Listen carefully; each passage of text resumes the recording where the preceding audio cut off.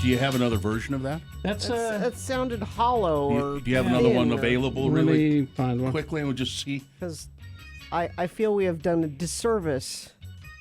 Well, yeah, and God knows it would really affect the careers and everything. I think he's earned If we a played proper display.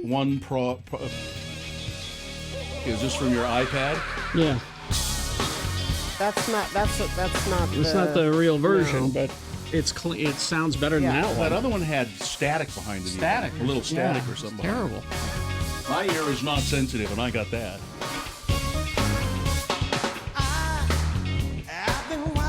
This is like a live version. Mm-hmm. Still sounds better, though. Mm-hmm. Yeah. Anyway. I just tweeted out. Yeah, I don't know. I don't know what the deal was with that. I just tweeted out the actual clip from Purple Rain. If you feel dissatisfied with our presentation this morning, you can enjoy that one. Yeah. Because if it's just too bad, but I think this will put a dent in the Prince fortune. This one misplaying of somebody. We probably, I don't know if we ever play that song out of our system, but we don't. So our deleted or texter. My wiper blades were synchronized to the song. It was very satisfying. Oh, that's good. So there was some good that came out of it. Mm-hmm. Hi. Yeah, when we got that hack. Did we actually do on that day? No, we didn't. Yeah. What was it? On this day. Yeah. The Morris Day. His birthday today. Well, then why did we play a Prince song? He is 62. That's Morris Day in the time, Bill. Well, we should have played a Prince song. Huh? We shouldn't have played a Prince song. We should have played a Morris Day It's song. not a Prince song. I mean, it's sort of a Prince. What do you mean, sort of a Prince song? He doesn't perform on that song at all. It's still everything Prince. I mean, the sound. Well, he is responsible for Morris Day in the time. He said to himself, if I had a Ziggy Stardust enemy, what would it like be? And he created Morris Day in the time. So. Yeah, and it's like the Sheila E. yesterday. This is really a Prince song. Well, but Prince is actually on that song. He sings on it and performs. He might musically. as well be on this one. It sounds just like him. Mm-hmm. I'm going to go home and watch Purple Rain. It's a terrible movie. Great music, terrible movie. But the movie was put in the, not the Smithsonian, but the Library of Congress just recently. Yes, Purple Rain was put in the Library of Congress. Well, it's iconic. There's no getting around that. Yeah. But Washington III, Clarence Washington III? Williams. What is his name? Clarence Williams. I thought there was a Washington in there. But anyway, he played Washington. No, he was, never mind. No, he was Link. He was Link. Washington was on the Sweat Hogs. No, nobody's following No, it. Did you take medication this morning? No, but yesterday I had all kinds of good drugs. You're on that thing where your brain is skipping ahead. Yeah, that's exactly what's happening. Yeah. But what's his name? Clarence Williams III, that's who it was, Link, was so bad in that movie as his father. Well, yeah, he was bad. He beat his mom. That's he was bad. never satisfied. Mm-hmm. He was just a terrible actor. Anyway, hi. How are you feeling? Pretty good, actually. Better than I have felt in a long time. Good. We'll see how. So the doctor administered yesterday a spinal block, and it's now I didn't even see the doctor. I heard her, and she said hi to me, but I was face down the entire time with my pants pulled down. You've been in radio long enough. Yeah, it was pretty much like, how are you feeling? Well, I've been better, Doc. Well, I see you're smiling. I said, okay, I get it. It's a joke, right? Oh, it's because I was, she could just see my butt crack. I see you're smiling. And but it's kind of disconcerting when you're in that position. There's just no dignity about it. No. You've got to give into it. You got a cannula. Now you don't, for this procedure, you don't have to get into a full hospital gown or anything, which is nice. I just wore some loose-fitting trousers, and they pulled you up? my dungarees, and they pulled them down. They drug me. This time I didn't conk out. They said, "Oh, that's interesting, because last time you were out like a light." Most of the time, people don't. With the dose we gave you, most of the time people don't conk out like that. And it was fine that you did. But they said we gave you exactly the same amount this time. Same amount of what? You know, fentanyl and Versed. A combination of fentanyl and Versed. And that reminds me, Jimmy the wine guy will be here to talk about cocktails coming up. Yes, indeed. It's quite a cocktail. And it didn't put me out all the way by any means. I was still, but it just makes you not Not care. not care. They're sticking needles in your spine and so forth, and pumping drugs in there. And I don't know what drug it's like cortisone, but it's other stuff they put in there around the nerves and the spine, and it's supposed to last for a while. So Well, you see. seem more spry today, so that's good. Spry. Please don't use that word. You seem Spry. more... Spry is more energetic. Okay. Spry is something you say to an 86-year-old man who can still walk. Well, he's spry. Yeah, but you're asking her to use 5 syllables as opposed to 1. That's true. I'm sorry. That's true. I don't want to put any undue burden on Which her. will make her less spry. That's exactly right. That's why she never would use the word dungarees. No, God, there's all kinds of... Yeah. Well, I guess we ought to get on with the show here. Your check-ins at 877-602-9696 might be a good time to do that. I know the weather's a little bad. People are having trouble driving. But if you have a moment while you're driving to work, or maybe you're home getting ready for work, and you should set aside some time. I know you have your routines. Set aside a little time every morning to check in with the Radio from Hell show at 877-602-9696. Just say hi. The Prince movie, Purple Rain, not a great movie, but an iconic movie. Can you think of another one? Some other iconic movies that really aren't that good when you think back on them. They're just not that good, but they're iconic. Like most of the movies Gina likes. Hey, Somewhere in Time, movies like that. you shut up about Somewhere in Time. Mystic Pizza. You shut up Actually, about Mystic Pizza. I shouldn't talk about Mystic Pizza because I've never seen it. But, 877-602-9696, or anything else you want to talk about. Just check in with us. Let us know you're ready for a show. We're ready to give it to you. And a random checker-inner will receive, absolutely free, a Radio from Hell tote bag. It's such a big tote bag that I can do all of my grocery shopping in that tote bag. And by that I mean I climb into the tote bag. I've cut places for my feet, and I walk around wearing the tote bag. Putting it in... Yeah. Anyway, we'll give you a free one, 877-602-9696, if you are a random checker-inner. Okay? All right. Thank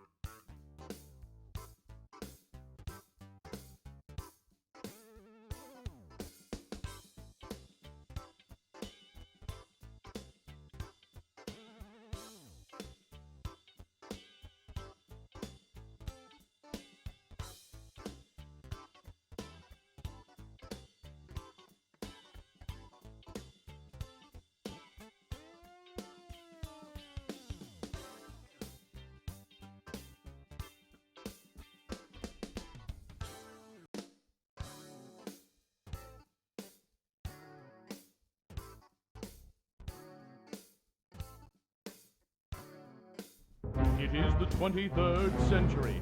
Humans have left the lowly confines of planet Earth and have sought their destiny among the stars. While many things have changed, one constant remains: the need for young men to venture forth and do the work of the Lord. This is the tale of two such men who at the age of 19 have answered the call of their bishop and are embarking on a 2-year mission to spread the gospel throughout the galaxy. This is the story of Space Elders. We begin our drama at the Space Bus Depot in Provo as our fine young missionaries-to-be, Lehigh Christiansen and Leron Butch Jinson, arrive in Happy Valley and await transportation to the MTC. Hi, I'm Lehigh Christiansen. Isn't this exciting? Oh, is this your first time in a space bus depot? No, I mean getting your mission call. Well, it was either this or a stint in the Space Marines. This way I'm out in 2 years and my parents are still happy. I've been waiting for this day since I was 8. I've been putting galactic credits into my missionary fund for the past 11 years. Oh. I can't wait to get into the field and start finding people to convert. Wow, you sure are in the right place. Well, my folks promised me a new land speeder if I found some way to avoid getting sent home early. Oh, looky, there's a droid over there holding a sign with my name on it. Must be our escort to the MTC. I am Decon 1. If you will follow me, I will show you to the MTC and get you settled into your quarters there. Sure. Yeah, whatever. Later, we find our strapping young lads in the midst of their indoctrination. Butch has just been told that he will have Lehigh as his companion for the next 2 years. Hey, wait a minute. 2 years with this guy? You don't seem overly enthusiastic about the prospect of spending 2 years with me. I'm not. Well, I think it's a keen idea. If you two are through, I would like to commence with your indoctrination. Here at the MTC, you will be given memory-enhancing implants. At the same time, a universal translating device will be placed inside your skull. You'll be outfitted with the latest in missionary technology, a laptop computer which contains the Bible, Book of Mormon, Pearl of Great Price, and the Doctrine and Covenants.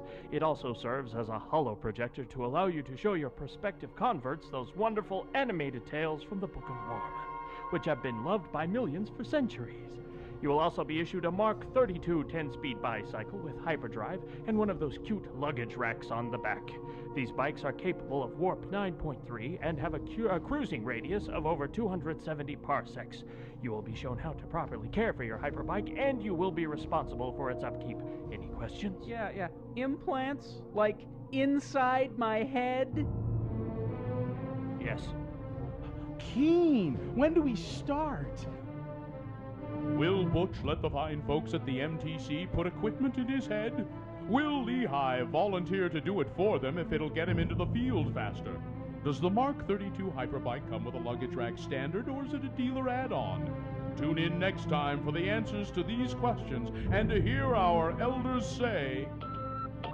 What you doing, Butch? Reprogramming my name badge so that instead of Elder LaRon Jensen, it reads Butch. I think the manual prohibits tampering with the MTC issue equipment. I'm sure it does. Hey, you want to help me put some fender flares on my bike?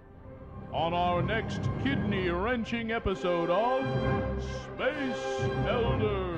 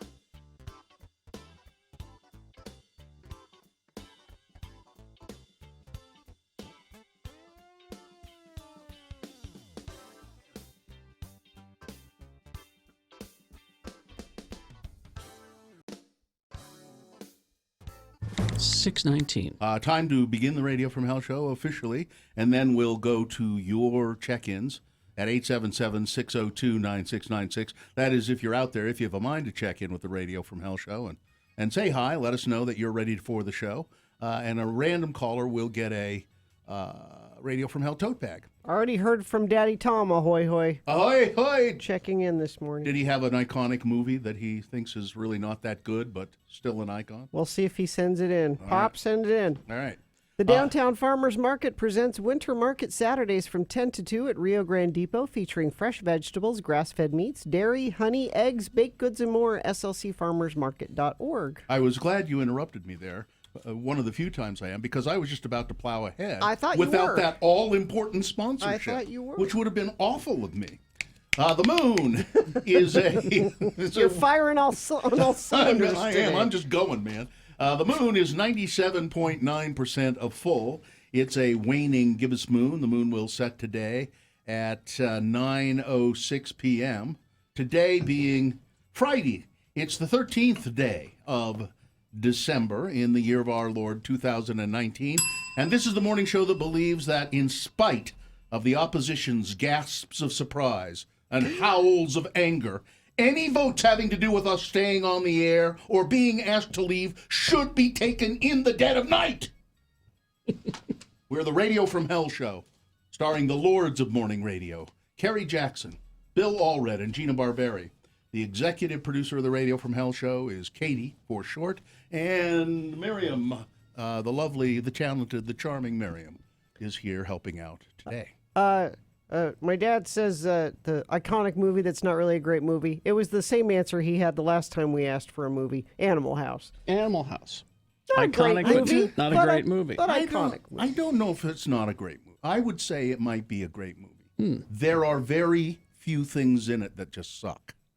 I mean, most of it just fires every. The jokes all fire. I know it's been a long time, but all the My jokes guess seem is to if fire. you watched it, you'd go, Seems a little creaky here and there. yeah, would be my guess. It's been a long time since See, I would watched say it. like a movie of that ilk, Stripes, not a great movie, but has moments. but has moments. Or Rock and Roll High School, not a great movie not a by great any movie. movie, but an iconic movie. I didn't like that movie the first time I saw it. I didn't care for it either, except for I was there for the Ramones. That's I why. liked the remote, and I thought P.J. Souls was charming. Yes. But other than that, it was just a terrible movie. Well, let's see what everyone else has to say. Let's go to Jeff. Good morning, Jeff. Hey, morning, Bill. How's it going? Ahoy, ahoy, ahoy, Jeff. It's going well, thank Ahoy, you. hoy. What are you doing today? Oh, just driving in this weather. Yeah, where are you and how bad is it? Oh, it's just sprinkling. I'm down here by the IKEA, by the point of the mountain. Okay. Hey, would you stop in and get me some reusable plastic wine glasses? I need a set of about 12 of those from IKEA, and they come in little carrying cases. You wouldn't mind? I'd appreciate it. Well, Yeah, for sure. anything you want to add, or should we just tell you to keep your hands on the wheel and get going? No, I was just calling to talk about an A iconic movie. I don't know Yeah. if you guys have ever seen it, but Oh, okay. I loved it as a kid, but now as I watch it as an adult, I'm like, it's really not that good. It's called On Our Own, On Our Own. I'm Don't- not familiar not with heard it. of No idea. about the orphans that steal a Volkswagen Beetle and drive to Arizona to meet up with their uncle. Well, it sounds fun. All right. Yeah, but it's Yeah, I loved it as a kid, but now as I watch it as an adult, I'm like, All right. it's kind of corny. All right. Well, thanks, Jeff. That's Thank a you, perfect choice. Thank All you. right. Thank you. All right, yep. Let's see. Kim. Good morning, Kim. Morning. Your iconic movie that's not really a great movie. You're not going to like it very much, I think. But Rocky Horror Picture Show is horrible. It's not a good movie. I've never liked it. Yeah, I Saw it for the first time as a teenager, and still don't like it. Now, couldn't you like it for a couple of things, though?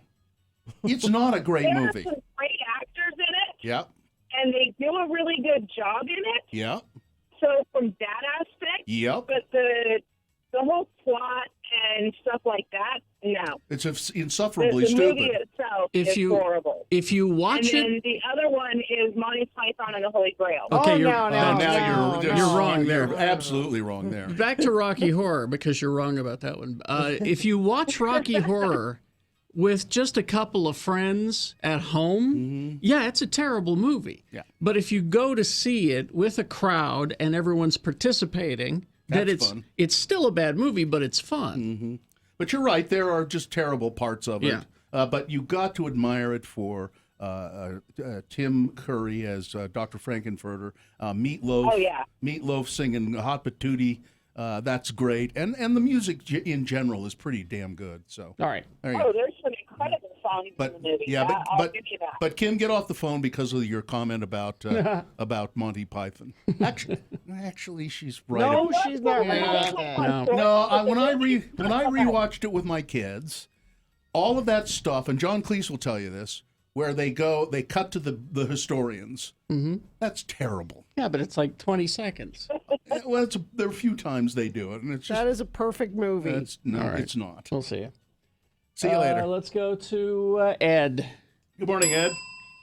Good morning, lords and ladies. How are you? Doing half decent today. Okay. Getting ready for Christmas bird count. Oh, really? Most wonderful time of the year. You participate in that? That's a big deal. The Audubon is it Audubon who does it every year? Yeah, Audubon Christmas bird count. Yeah. What is the Christmas bird count? Well, it's been going on for 115 years. A bunch of crazy You people must be go out tired. and count. Well, I'm going to start at midnight tonight. And you go out and count birds. Yeah, all night and all day tomorrow. So you it's inside of a 7-mile circle, Uh-huh. and then the groups of people count all the birds, and later in the evening we'll all get together and add up all the numbers. So And there are and counts you all if over you the country. if you start at night, you must go a certain amount of it by just you have to recognize the bird song. Yeah, I go looking for owls Mm-hmm. at night and play calls, and then see if I can get them back. Ah, And cool. then during the day, all the teams split up and go get their birds. Would you go out bragging afterwards? Would you do us a favor and just email me, bill@x96.com, the results of this year's study? Sure. I'd appreciate Yeah, I'll it. get Ian to send me this stuff over, and I'll All right. forward it. Okay. What's your what's the Christmas movie, Ed? or your movie? Well, I didn't like Rocky Horror Picture Show at first, but Mm-hmm. then my wife first showed it to me, but then I started getting into it, and I dressed up as a Frankfurter several times. I'd love to see it. Oh, I'm very hot. I'll bet. I'm very hot. I'm very hot. Is there another one? No, well, All I'm right. not- Okay. Like I watch a lot of corny movies, like feel-good movies, Mm-hmm. but Okay. no. Hey, Ed, have we given you a tote bag yet? Yeah, I got one last week. Okay. Okay. Well, thanks for checking in with us. Thank you. All right, you guys have a good one. Bye-bye. Let's go to Kevin quickly. Hi, Kevin, quickly.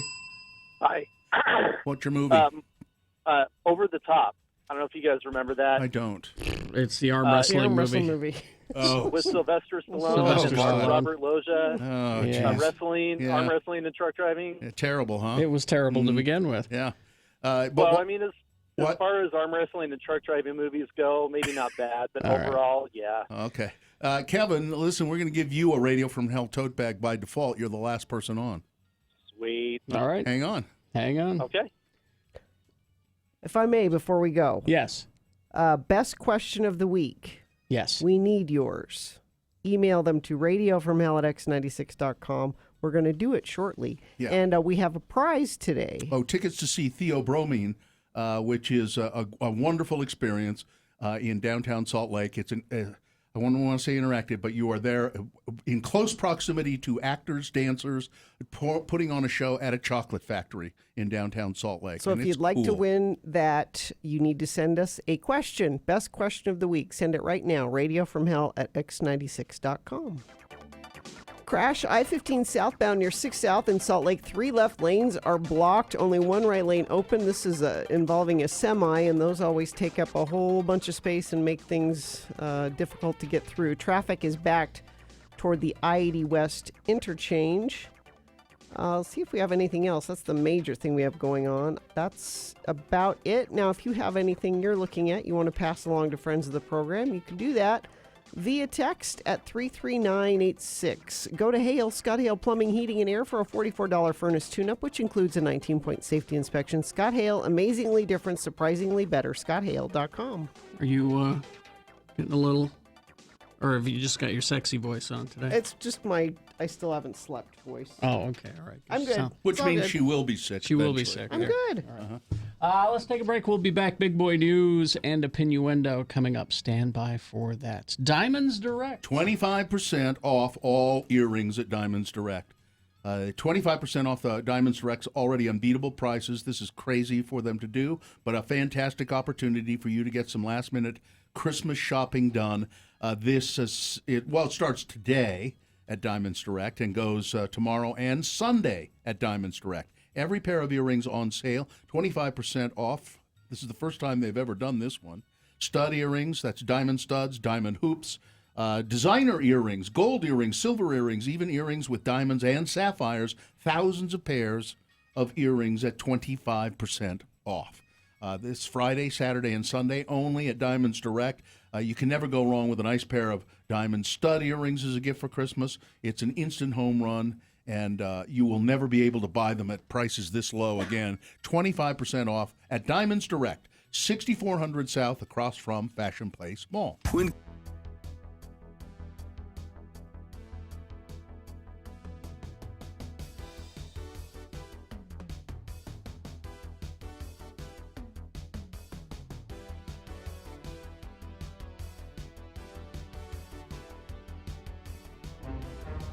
It is the 23rd century. Humans have left the lowly confines of planet Earth and have sought their destiny among the stars. While many things have changed, one constant remains: the need for young men to venture forth and do the work of the Lord. This is the tale of two such men who at the age of 19 have answered the call of their general authorities and are embarking on a 2-year mission to spread the gospel throughout the galaxy. This is the story of Space Elders! In this episode, we find our elders rendezvousing with Zone Leader Hansen on some distant planet in the BFE sector. Hey, Butch, what you got there? Oh, it's a care package from my folks. You know, my mom means well, but she just doesn't understand the physics involved in sending stuff from home. Well, what you mean? Well, the cookies she sent are fine. They're hard as a rock, just the way I remember them. It's the lime jello with shredded carrots in it that causes problems. You know, even in Tupperware, this stuff goes bad after a week in hyperspace. Missionaries who have eaten this stuff have been known to develop a form of space madness. Wow. Oh, look, here comes Zone Leader Hansen right now. I have discovered the most incredible object. It allows us to view any period in the history of any planet. We can research early church history. This discovery will allow me to get reassigned back to Earth and leave you two losers far behind. Great. Glad to hear it. What's that have to do with us? Since you weren't having much luck in the field, I figured that you wouldn't mind watching my discovery while I go back to Starbase 182 and file my report. Hey, are you eating while I'm talking to you? Give me that. Sorry. Say, green jello with carrot shavings. I haven't had this since I left home. But sir, I think you ought to know that... Quietly, Hi. He's eating. Shut up, the both of you right now. This jello tastes funny. Ah! He's gone mad. He's got space madness. We better go after him. Okay. Hey, what's that thing right there? You mean that natural arch that seems to be showing the History Channel? Yeah, that thing. What is it? I believe that who is it would be a more appropriate question. Is that you that said that, Butch? No. It must have been the natural arch over there. Okay, I'll play. Who are you, and what have you done with Zone Leader Hansen? I am the guardian of forever. Hansen has entered through me into your world's past. Entered through you? Well, I guess we can get back to tracking now, huh, Lehigh? No, we most certainly can't. Huh? We need to get Zone Leader Hansen back and cure his jello-induced space madness. Come on now, Lehigh. He was a little weird before my mom's jello. Are we sure he's sick? Where in our world's history is Hansen now, Guardian? He was asking questions about Mormon history and about lime jello in particular. He entered as I was showing him the Relief Society meeting where sisters first began to experiment with lime jello. Well, if he disturbs that meeting, the timeline of church history could be permanently changed. Let's go, Butch. Whoa! Will Zone Leader Hansen change church history? Can Butch and Lehigh get him to go before he does? Will the Relief Society let Hansen anywhere near their test kitchen? Tune in next time to hear Relief Society President Mulestein say, I'm at a loss, sisters. We've tried shredded beets, cauliflower, radishes, eggplant, zucchini, and rutabaga. Nothing seems to go with this new lime jello stuff. Excuse me, sister. I think we can help. I don't think we should go against the Prime Directive, Bush. How did you get in here? One wrong move and you'll see the business end of my skillet. Just like the last kid who wandered in here and tried to tell us how to conduct our business. Other kid? Oh, hey, it's Zone Leader Hanson. She's knocked him out cold. Nice going, ma'am. Wish I'd have been here to see it. Tell you what, we'll get him out of your way and you can go back to doing what you were doing. Oh, yeah, and you might want to try shredded carrots. I warned you about meddling. She's got a skillet. Run for it. Run. On the next liposuctioning episode of Space Elders.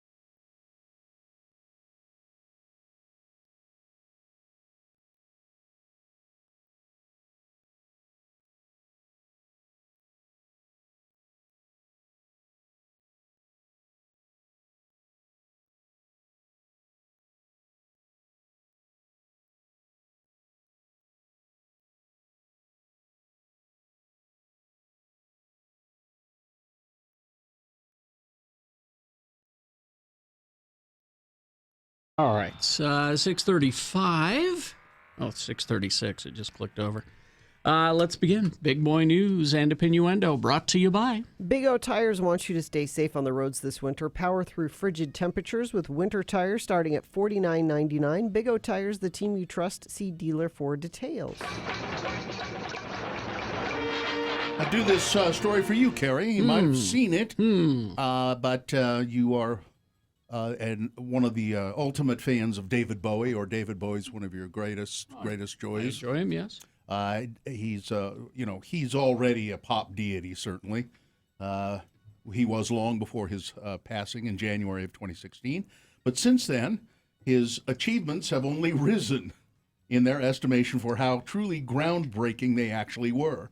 And it's an interesting thing that happens when somebody dies, and then you go back and reassess their work and look at it, and you realize some people realize things about David Bowie's work that had eluded them before, but once you sort of look at it in a perspective, you go, oh my God, that really was astonishing what he did for the time he did it. He's gone on to gain a whole new generation of fans. Given this fact, it's somewhat odd that there isn't currently a Bohemian Rhapsody or Rocket Man style kind of movie in the works for David Bowie. But there's something in the works that's pretty cool. Insight Comics has announced an all-new original graphic novel, Bowie, Stardust, Ray Guns, and Moon Age Daydreams. A deep dive into the life of David Bowie, co-written by Mike Allred, who does Madman. Yes. And great Steve artist. Horton. So these are good. You approve. Yeah, Mike Allred's a great artist. He's got a very unique style. I know you've talked about him before. Yeah.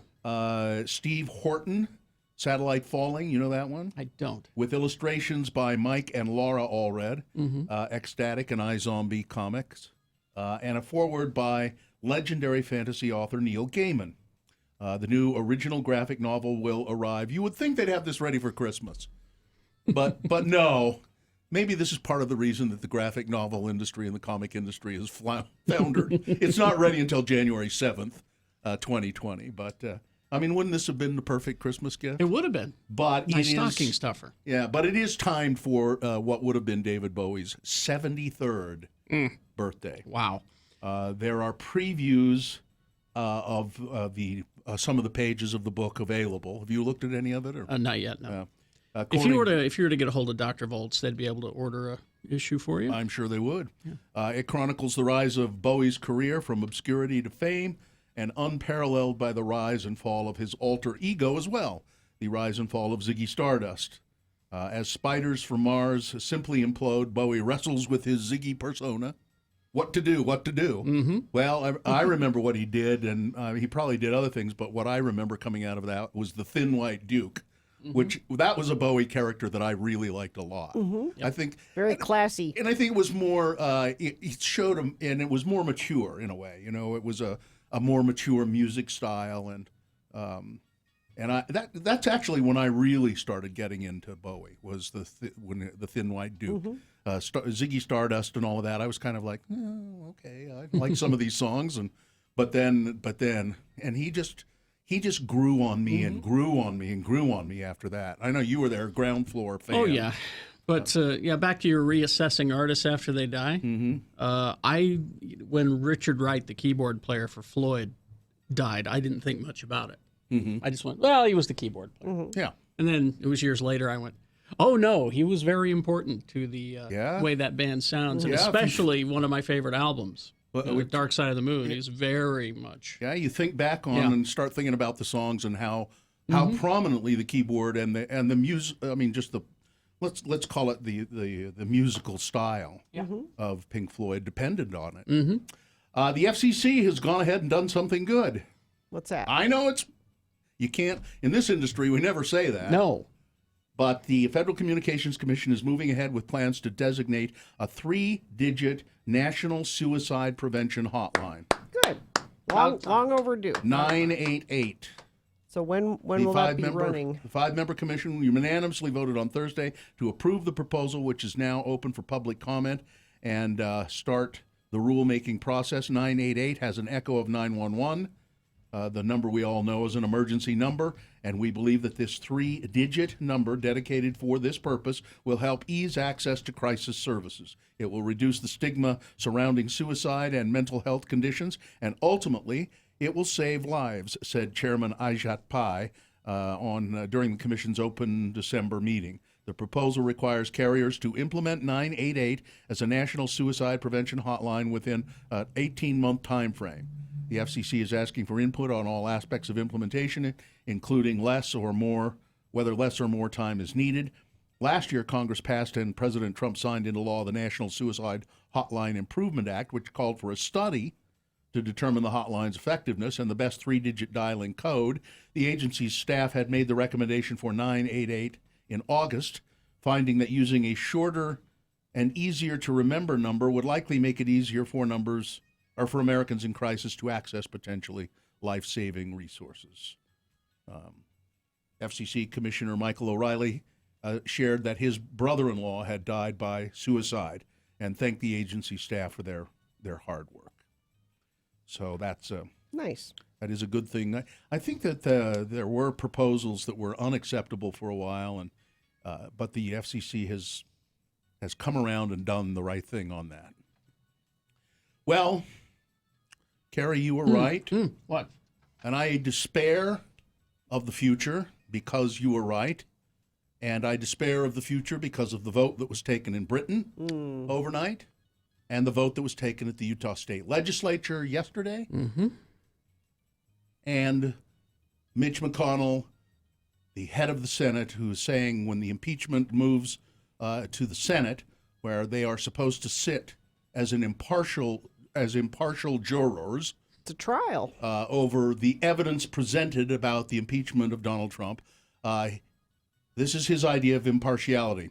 We're working in close contact with the White House staff, and the White House lawyers. Don't worry, everything we do, we're doing in concert with the White House and the White House's lawyers. No. As we I have every this will just be dismissed. It'll be dismissed. No, you're not. He said there's zero chance of anything. There's zero else chance happening. that the president will be removed from office. We're working with his attorneys. We're working with the White House in a coordinated effort. So not a thoughtful. You're not supposed to say you're doing it. We're going to assume that that's what you're doing. Well, they've been able to say it out in public all this time, all the stuff that they've been doing. Not a thoughtful consideration of the case presented before them. The Utah State Legislature has passed a bill that overhauls the tax code in special session.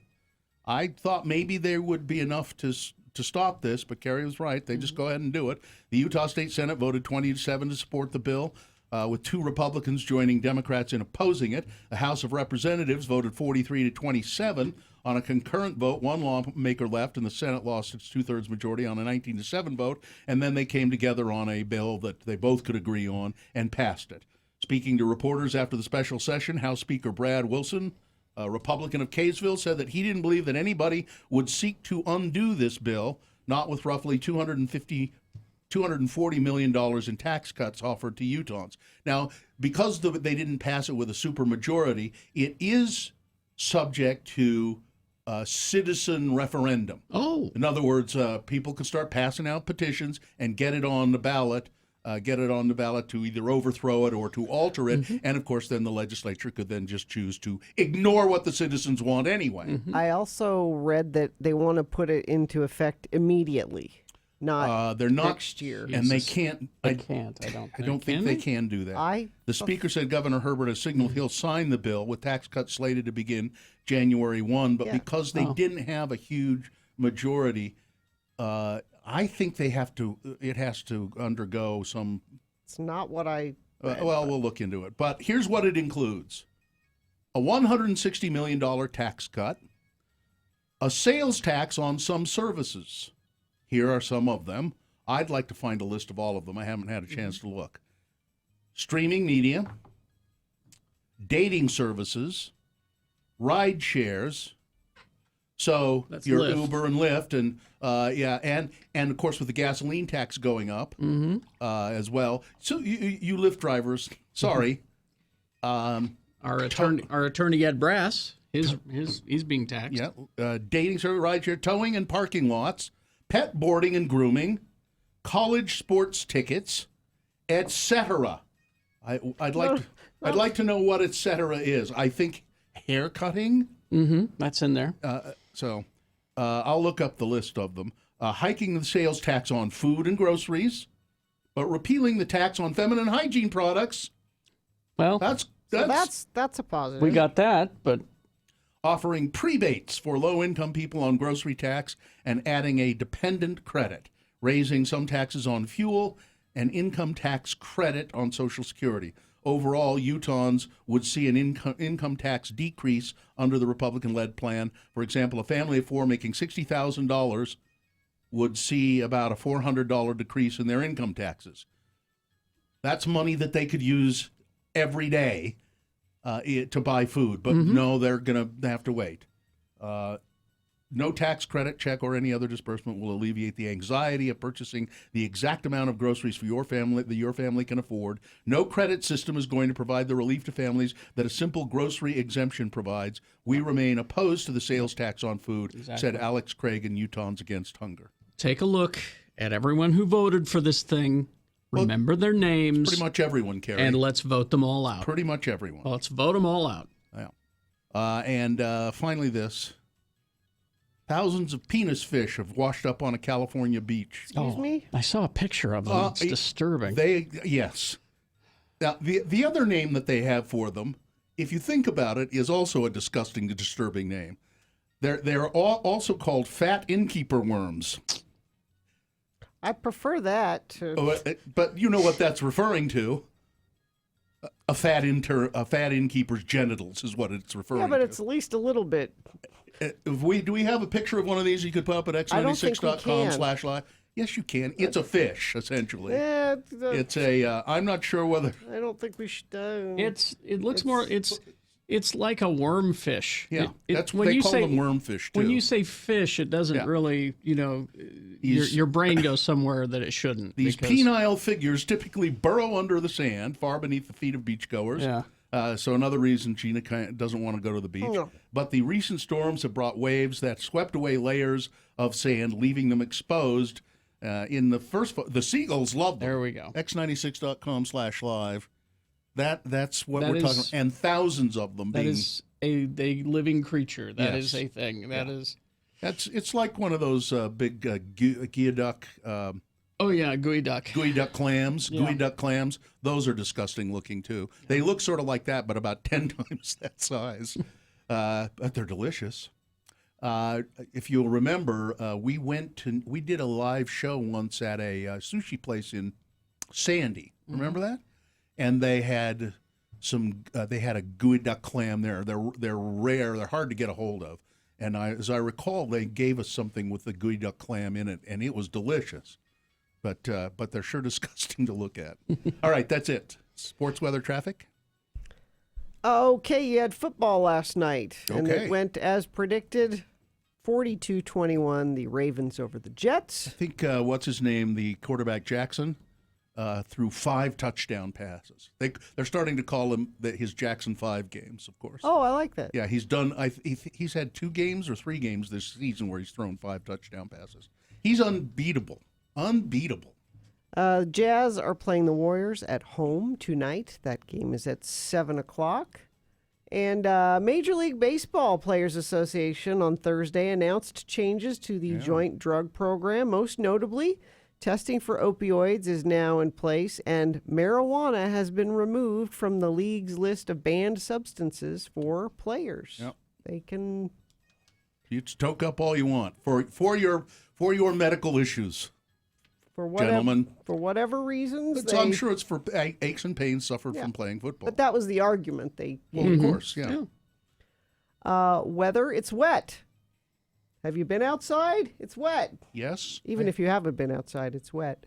60% chance of rain throughout the day today and tomorrow. Now, Carrie, probably tomorrow you'll see a little bit of snow up at your house. They say the benches could get, not a ton, but benches what time, could you get. know? What time? Because I got Geek Show coming up tomorrow. It'll be fine. All right, It won't be. It'll be fine. Don't worry. And then Monday, that should be clearing out. All right. Crash, I-15 southbound near 6 South in Salt Lake. 3 left lanes blocked, only 1 right lane open. This is due to a semi-accident earlier this morning. Let's see if we have anything else. Things seem to be moving pretty well, actually, in spite of the wet roads. We've got a crash northbound I-15 4 South on-ramp in Springville. Let me check our message stream, because friends of the program are nice and send us alerts when they see something, and I know they're doing it when they're not driving, because you're good, obedient people. And I don't see anything there, but 33986 if you do.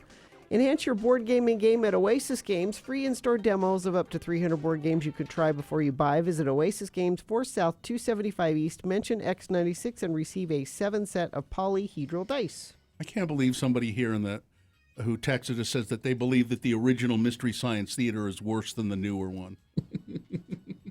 That's ridiculous. Well, are we talking the KTMA days? I could get really nerdy on this if you like. Yeah, I know you could. I know you could. So yesterday something happened, and I'm gonna be vague about this. All right. Because it's not important who was involved. It's the thoughts and the emotions that were involved. I'm lucky, a lucky person in that I know people I can call for help if I need help with various things. Mm-hmm. And sometimes that doesn't occur to me because believe it or not, I don't call in favors as routine thing. You know, I live my life like a normal human being. And when I'm faced with some sort of crisis or something, I think, oh my God, now what do I have to do? What do I do to fix this or make this work right? Or how do I deal with this? And then I think to myself, how do people do these things? How do they get through these emotional traumas in their life or these, and then I go, and a lot of times then I go, oh, wait a minute. I'm lucky because I know people through my work. It's easier for you to get through these things than... It's easier for me to cut through some red tape or better understand. Sometimes it's just a matter of a better understanding of a situation. And I go, wait a minute. I speak to people all the time. I interview people all the time. People who are experts about things. People who know things about things that the average person. And then when I contact these people for help, they're always gracious and always happy to do it, for which I am so grateful. But then it makes me think, and it makes me feel terrible sometimes, just how does an average person who doesn't have any kind of connection like yeah, that. Exactly. How do you get through this stuff? It's just so hard. It's how people end up in a bad place because they can't figure it out or don't know the right or people. they just don't have the resources. I have some not great. I can't, I'm not a big shot to pull strings or anything. I just know people who I can talk to. Yeah. And yesterday was a great example of that. And I reached out to someone, and they were very helpful and very reassuring. And again, it's not important what the situation was. But they said, here's what I would recommend. You can do this, you can do that. I'll put in some calls for you. I'm happy to do it. And I said to this person, thank you. I mean, just thanks. I feel so lucky that I could talk to you. And I feel lucky that when you saw it was me calling, you picked up the phone immediately. You didn't put me to voicemail. You didn't text me or anything. You answered. And I really thank you for that. And I said, I don't know how to thank you. And he said, don't worry. I've listened to your show for years. I've listened to you and Carrie and Gina, and there are some mornings where I've just felt like shooting myself in the face. And then I think, wait a minute. I'm going to listen to the Radio from Hell show. That'll get me going. That'll cheer me up. That'll get me thinking.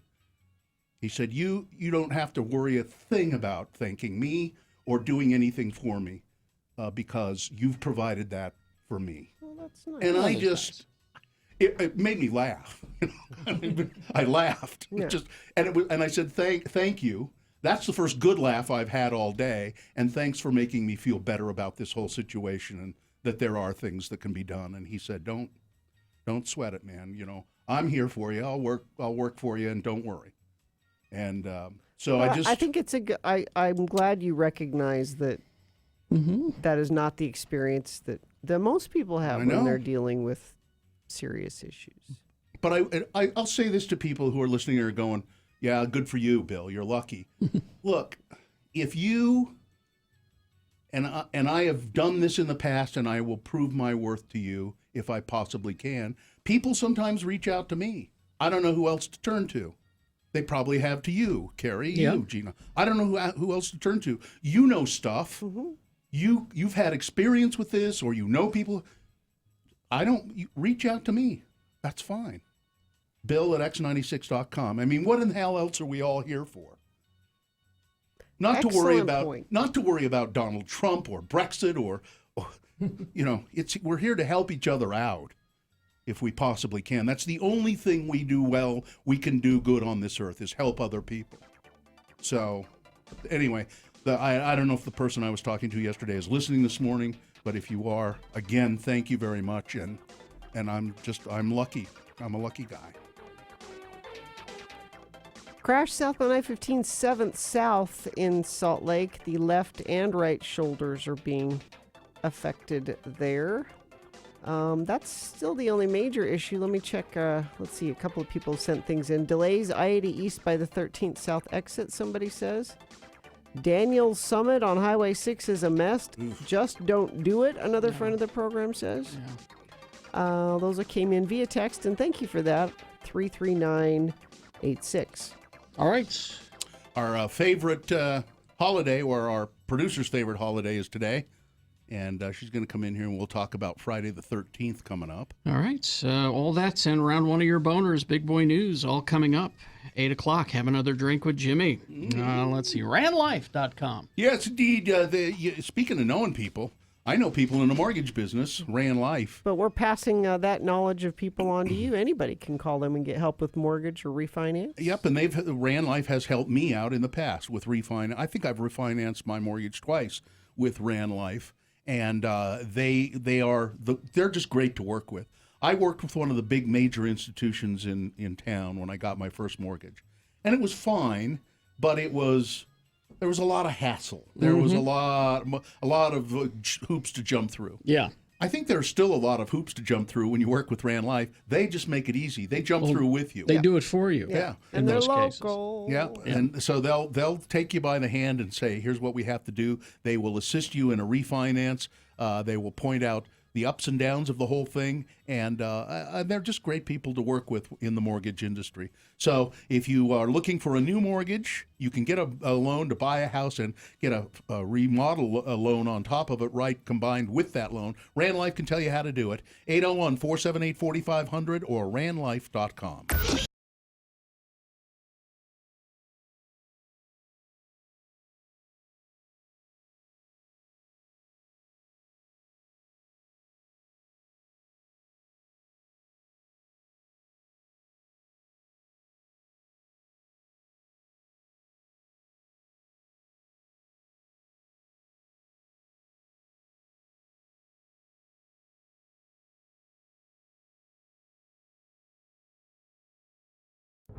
It is the 23rd century. Humans have left the lowly confines of planet Earth and have sought their destiny among the stars. While many things have changed, one constant remains: the need for young men to venture forth and do the work of the Lord. This is the tale of two such men who at the age of 19 have answered the call of their general authorities and are embarking on a 2-year mission to spread the gospel throughout the galaxy. This is the story of Space Elders!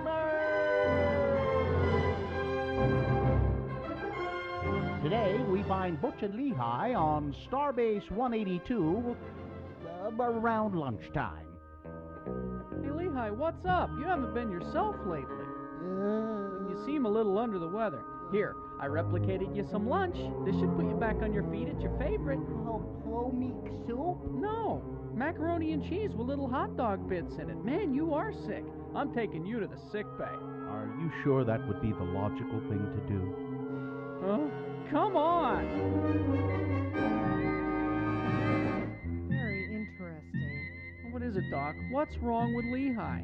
Elder Christiansen here is suffering from plateau. Plateau? What on earth is that? Not plateau, plateau. Oh. The blood fever. It's not of Earth, my dear Butch. It's a Vulcan disorder. Lehigh here is in the early stages of Ponfar. But Doc, look at my companion. I mean, his ears aren't pointy. The blood sample you took from him was red, not green. He's not a Vulcan. Have the two of you come in contact with any Vulcans recently? Well, we met with that nice Ambassador Spock fella. Was there anything unusual about this meeting? No, we talked for a while. He mind melded with Lehigh and then sent us packing like everybody else. Mind melded with a Vulcan? Oh, dear. Well, he said it would be the fastest way for us to tell him about the gospel. Now, what's this got to do with Lehigh losing his appetite and then resetting the environmental controls in our apartment up to Moab standard temperatures?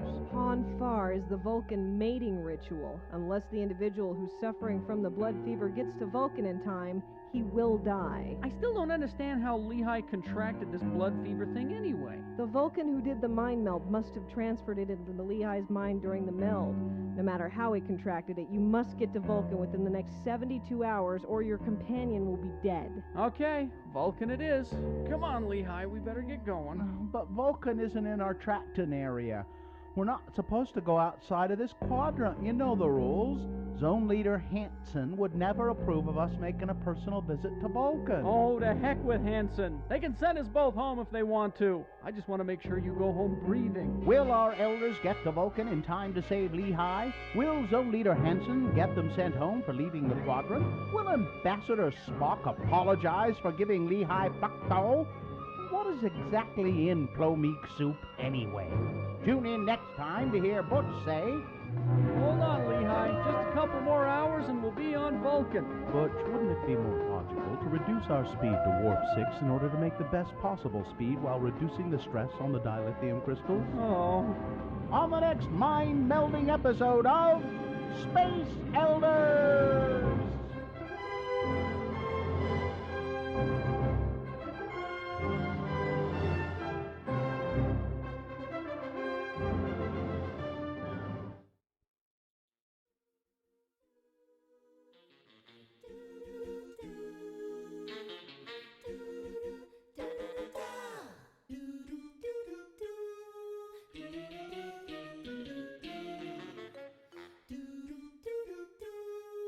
Do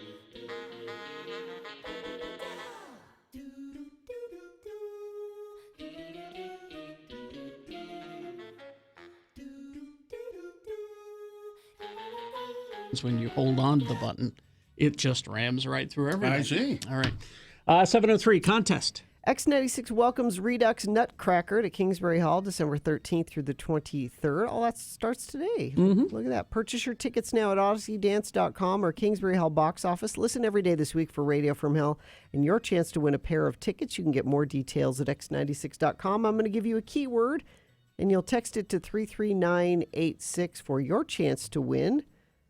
The keyword is night. NIGHT, night. Text it to 33986. The 13th of December.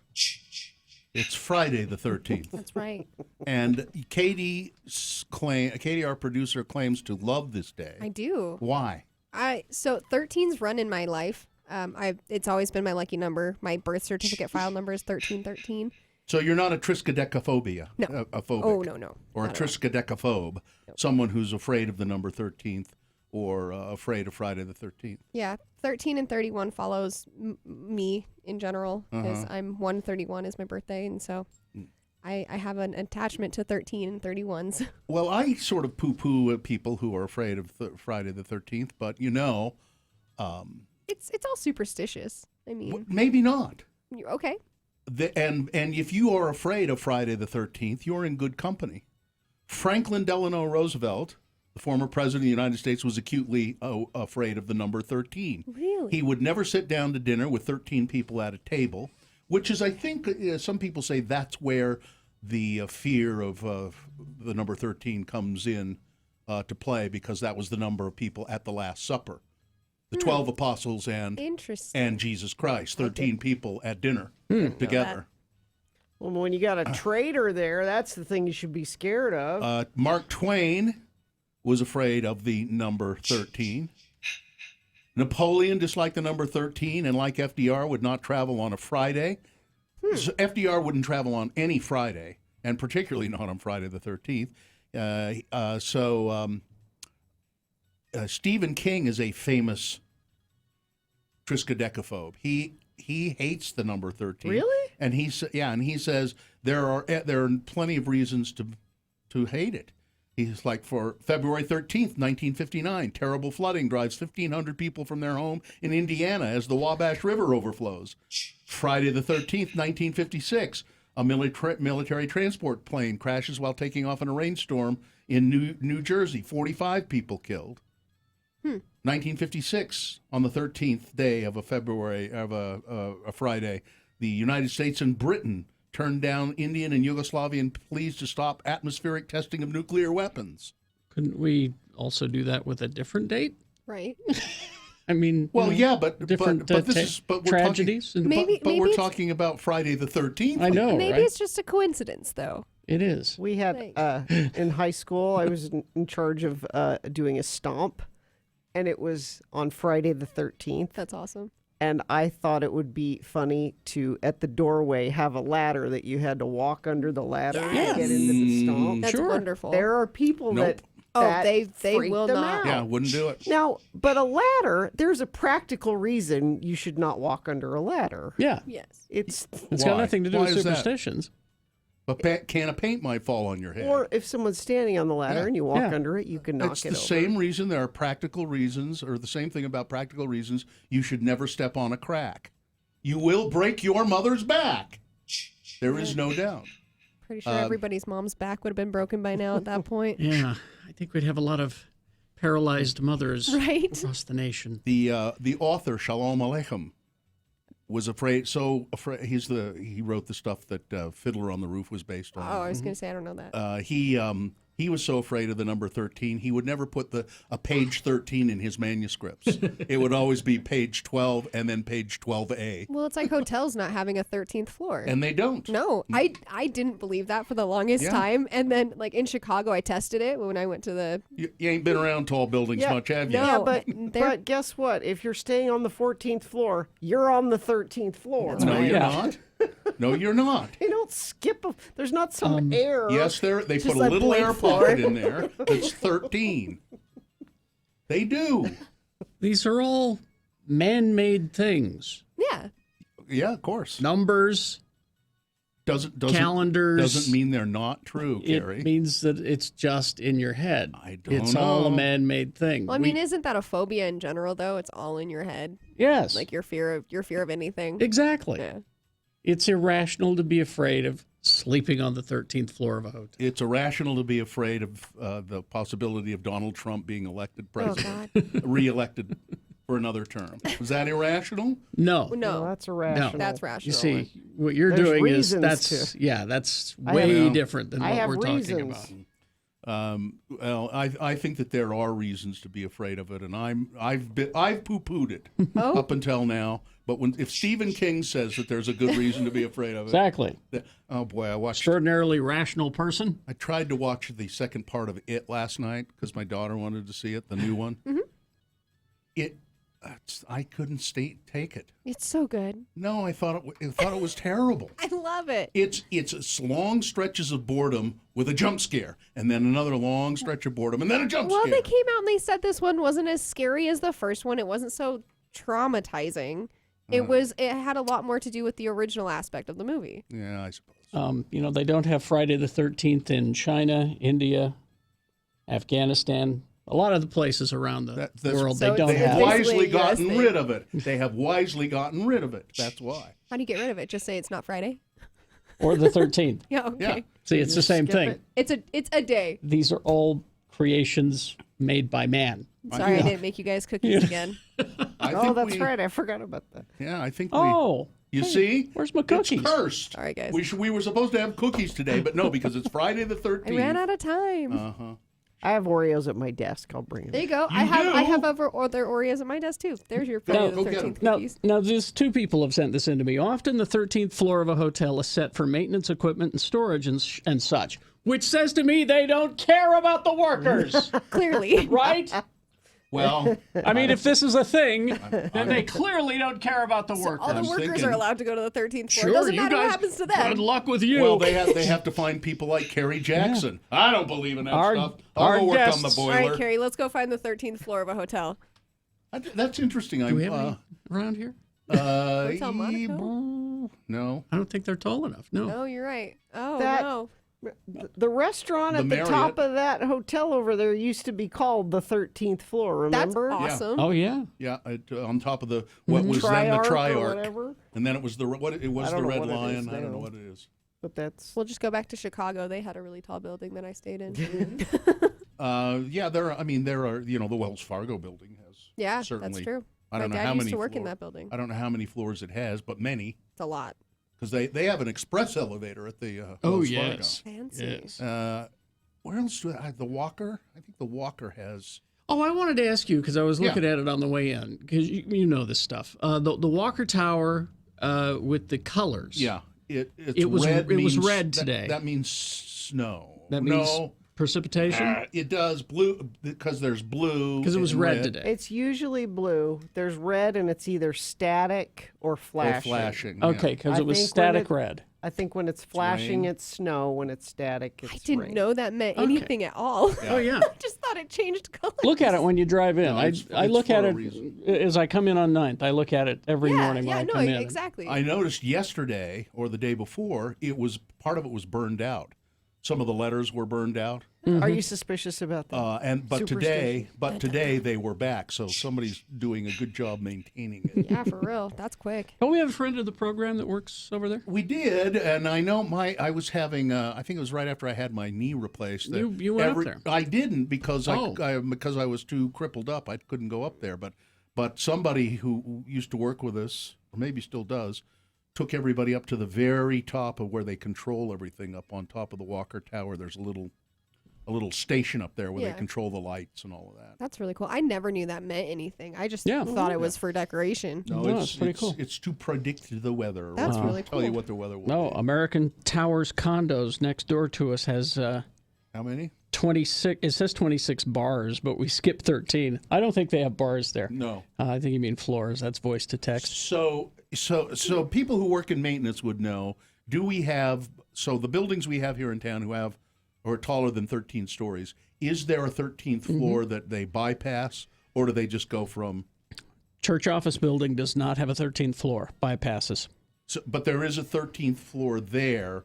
They just bypass it? That's what I'm wondering. I drive truck number 13 in the fleet at my work, and it is always breaking down 10 times more than any other truck. See, there you go. See, that's scientific proof. Right. It's Right not there. that it's a bad truck or you're a bad... It's the 13th It's truck. the 13. It's That's exactly- what's doing it. Carrie, you're poo-pooing all of this today. I think that it's going I to come am. back to haunt think? you in some way. I think Really? something's going to get you. Or something will just get me, Yeah. Well, that too. you know. But it is a literal think I'll- nightmare before Christmas Yeah. with this. Well, I think it's cool. Yeah. The references to Friday the 13th date back to when it was the Last Supper. Mm-hmm. Judas Iscariot, who went on to betray Jesus to the Romans, was the 13th person at the table. Potentially, and he ended up dying as a suicide, I believe. This proves I know nothing about religion.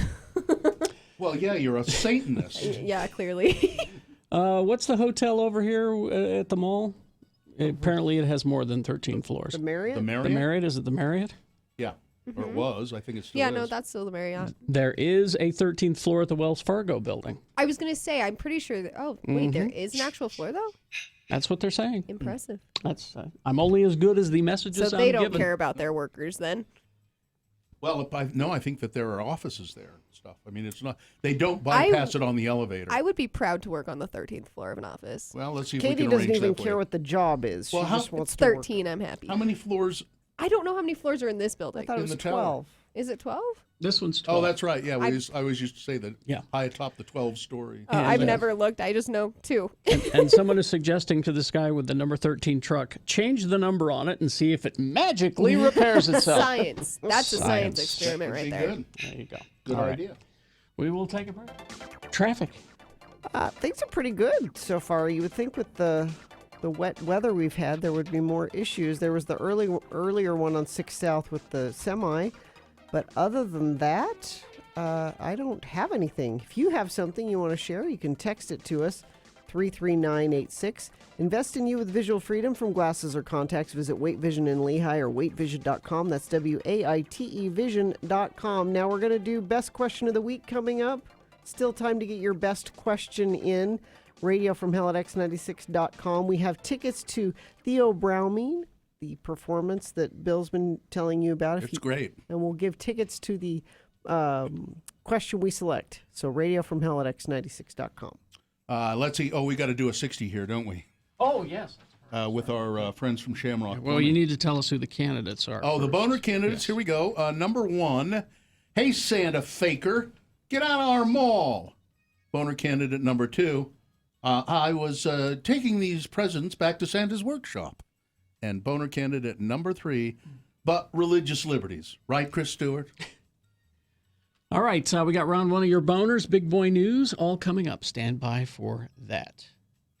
ShamrockPlumbing.net. Yes, indeed. For more than 30 years, Shamrock Plumbing has been the plumbing contractor that Utahns turn to. I had them at my house recently. I had a bunch of different issues. They were on time. They did everything I needed. They cleaned up after and left, and I'm so happy with the work they did. Yeah, they came and replumbed my mother-in-law's bathroom and did everything just beautifully.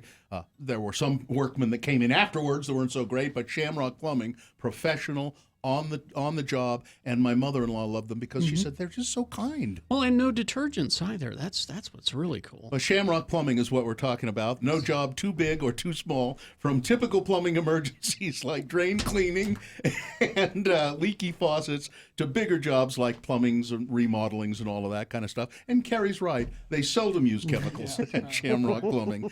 Shamrock Plumbing, give them a call if you have a plumbing emergency or if you just need some contract work done.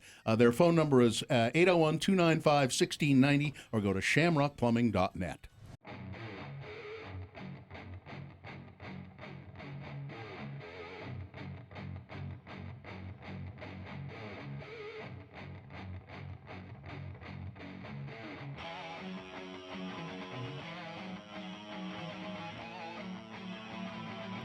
It is the 23rd century. Humans have left the lowly confines of planet Earth and have sought their destiny among the stars. While many things have changed, one constant remains: the need for young men to venture forth and do the work of the Lord. This is the tale of two such men who at the age of 19 have answered the call of their general authorities and are embarking on a 2-year mission to spread the gospel throughout the galaxy. This is the story of Space Elders!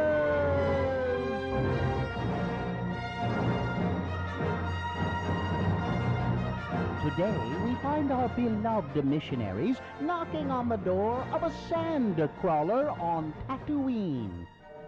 Man, this thing is huge. Who ever heard of a camper being 100 feet long and nearly 60 feet tall? Well, it's not really a camper. It's more like a mobile home. An entire tribe of Jawas call this sand crawler their home. Well, I guess we better introduce ourselves before they decide to move on. Hi there. I'm Elder Christiansen, and this is Elder Jensen. Hi. We represent the Church of Jesus Christ of Latter-day Saints. You know, the Mormons. And we was wondering if you had heard of our church and if you'd like to know more about it.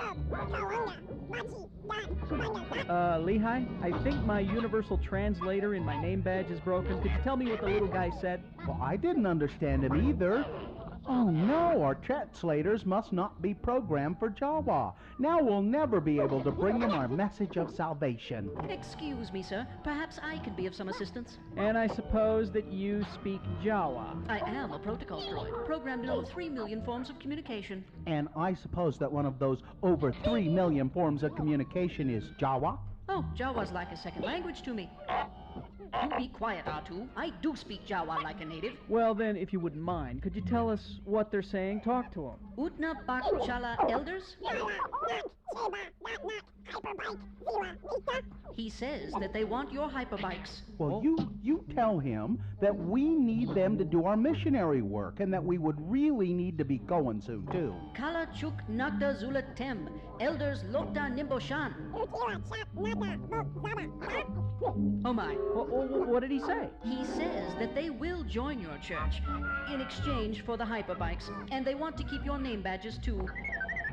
They want eternal salvation and our hyperbikes? Cool. They get our bikes and we get our first converts. What a deal. I mean, there must be 2, maybe 300 Jawas on board this piece of junk. I mean, we could convert them all. Butch, those hyperbikes don't belong to us. They belong to the church. And so will the Jawas after we baptize them. Could this be it?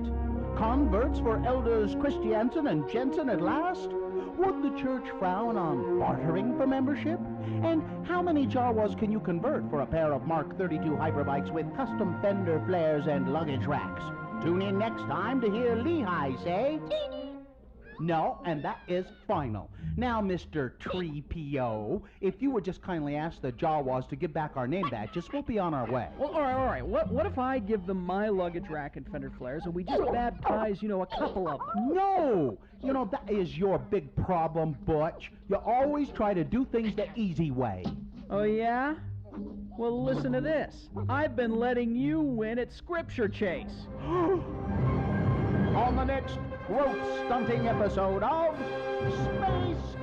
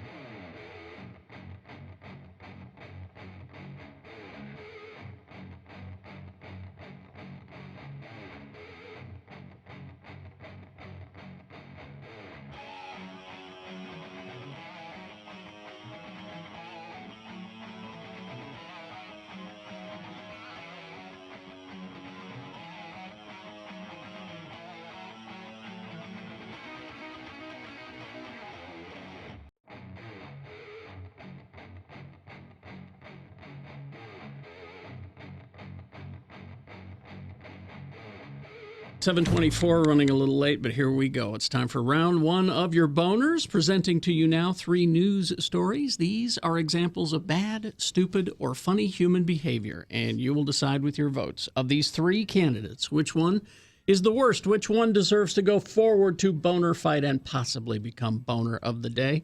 If it wins here, it goes up against the winner of round 2. Happens at 8:20. 3 more candidates. We get a winner there. Take them both and throw them against each other at 9:20 for boner of the day. That's when boner fight happens. You decide it then. After that, your decisions are over. Dave, the flower guy, decides who boner of the week is. So let's go to round 1 right now. 2 candidates on this side, a third after the news. Once you've heard all 3, then you'll vote. So one of you lucky random boner voters will receive. I can't buy it, gotta win it, Radio from Hell boner t-shirt. Here's boner candidate number 1. Hey, Santa faker, get out of our mall. A South Carolina man said he was kicked out of a shopping mall because he looks too much like Santa Claus. The Santa lookalike, Robert Allen, goes everywhere decked out in his signature red and white costume with a long gray beard and a little round belly. It's a look he's been working on for a decade, it says. There he is. And he does this every Christmas. Oh, he is dressed as? He dresses up a little like Santa. It looks like a T-shirt, kind of. Yeah, but he has a long white beard, and so he... And a hat. At Christmas, he didn't grow the hat. But, he's wearing a Santa hat. Yes, but he has his own long white beard and his little belly, and he thinks he looks like Santa, so when he puts this on at Christmas. Okay. Alan, who jokingly calls himself Robbie Claus, said he travels the state trying to get people to laugh and spread a little love over the Christmas season. But dressing up as Santa apparently has its pitfalls. Alan says he was eating lunch with his family at the Rock Hill Galleria when mall security said, "You're going to have to leave. You can't come in here." And I said, "Why?" And they said, "You look too much like Santa Claus." And I said, "Well, all I want to do is get some lunch. I'm having lunch with my family." Representatives for the mall said it has an exclusive contract with another Santa, and it is not allowed to have any Santa lookalikes hanging around. They say Mr. Allen is welcome back anytime, as long as he ditches the Santa look. But Mr. Allen says, "I'm putting that Galleria Mall on my naughty list." It's a little petty, I think, if he's just there having lunch with his family. He's dressed like Santa. Yes. He's got the hat on and... Yes. I don't know. I think they're a little harsh on Mr. Robbie Claus just because he gets into the Christmas spirit. I'm going to let our listeners decide with a vote. Boner candidate number 1. Hey, Santa faker, get out of our mall. I know at Star Wars Land, at Disneyland, they don't let you go in his costume. Yeah. They don't want you to. They don't want to get you. People coming up to you and asking you questions that you can't answer. UPS. This is boner candidate number 2. I was taking these presents back to Santa's workshop. They're defective. That's it. UPS is investigating after a Denver man recorded an employee apparently tossing dozens of packages out of the back of his UPS delivery truck onto the ground. Joe Herrera was working last Friday when he saw a UPS truck pull into a parking lot. He spotted the UPS delivery driver dump the packages. He says a woman sitting next to the UPS truck then loaded the boxes into her van. Okay. UPS hires seasonal employees to make deliveries from their personal vehicles. She was just standing there laughing as the packages came flying out. In one video, you can see packages being thrown off the back of the truck. It's just really disturbing, said the woman who took the video. It was a huge pile. Herrera called the workers' actions appalling. People paid good money for that stuff. These are people's Christmas presents. Now, I don't think that at first I thought they meant that they were stealing them. They're not. No. He was just transferring some packages to another driver. But he just was chucking them out the back of the truck. What was in them, yeah. He doesn't care. Wham, wham, wham, throw them out the back of the truck and get on with it. Boner candidate number 2. I'm taking these packages back to Santa's workshop. Coming up in a moment, boner candidate number 3. But religious liberties. Right, Chris Stewart? Ooh, can't wait for this one. Boner candidate number 3 for round 1, coming up after this big boy news and opinioendo. Brought to you by Feldman's Deli, Utah's authentic Jewish deli, expanded hours, now open Tuesday through Saturday, 8 a.m. to 8:30 p.m. for breakfast till 10:30, lunch, dinner, live music Fridays and Saturdays. More information at feldmansdeli.com.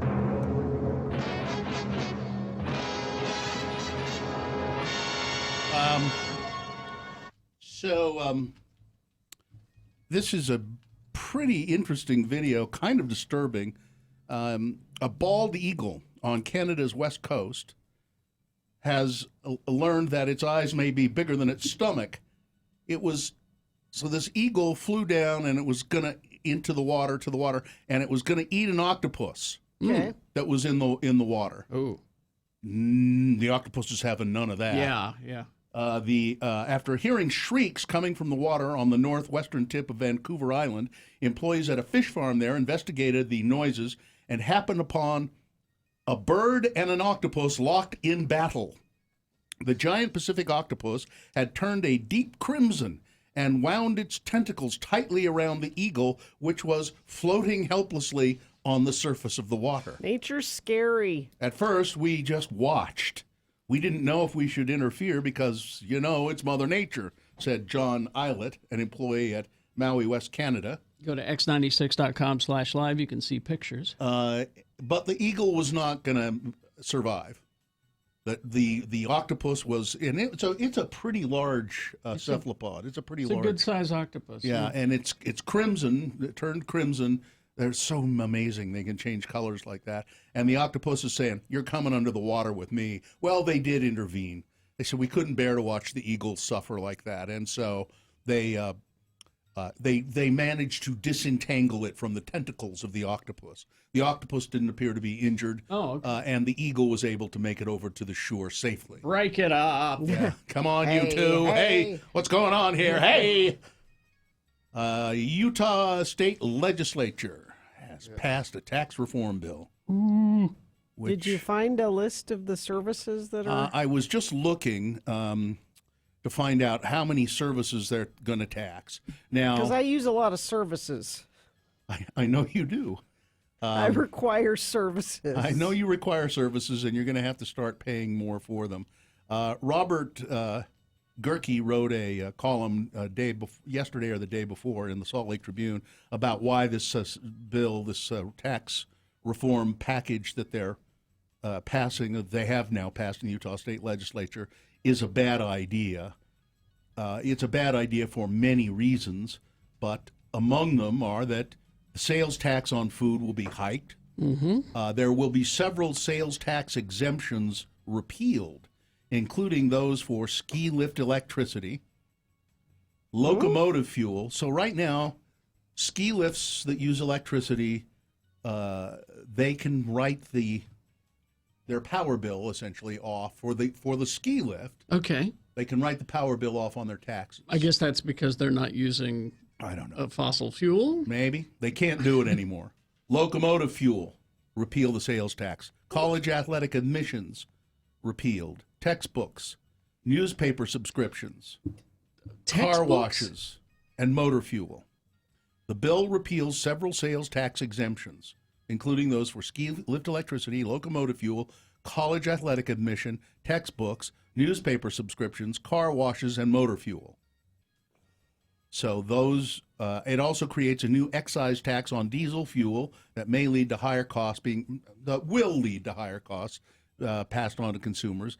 It will also create new tax exemptions for feminine hygiene products, repealing the so-called tampon tax. That's the only good one so far. Yeah, but more service-based businesses will now be taxed, including pet boarding, grooming, daycare, transportation services, and I think that's pet daycare, transportation services, including scenic tours and ride-sharing apps like Lyft and Uber, car towing, parking lots and garages, dating services, streaming media, and shipping and handling.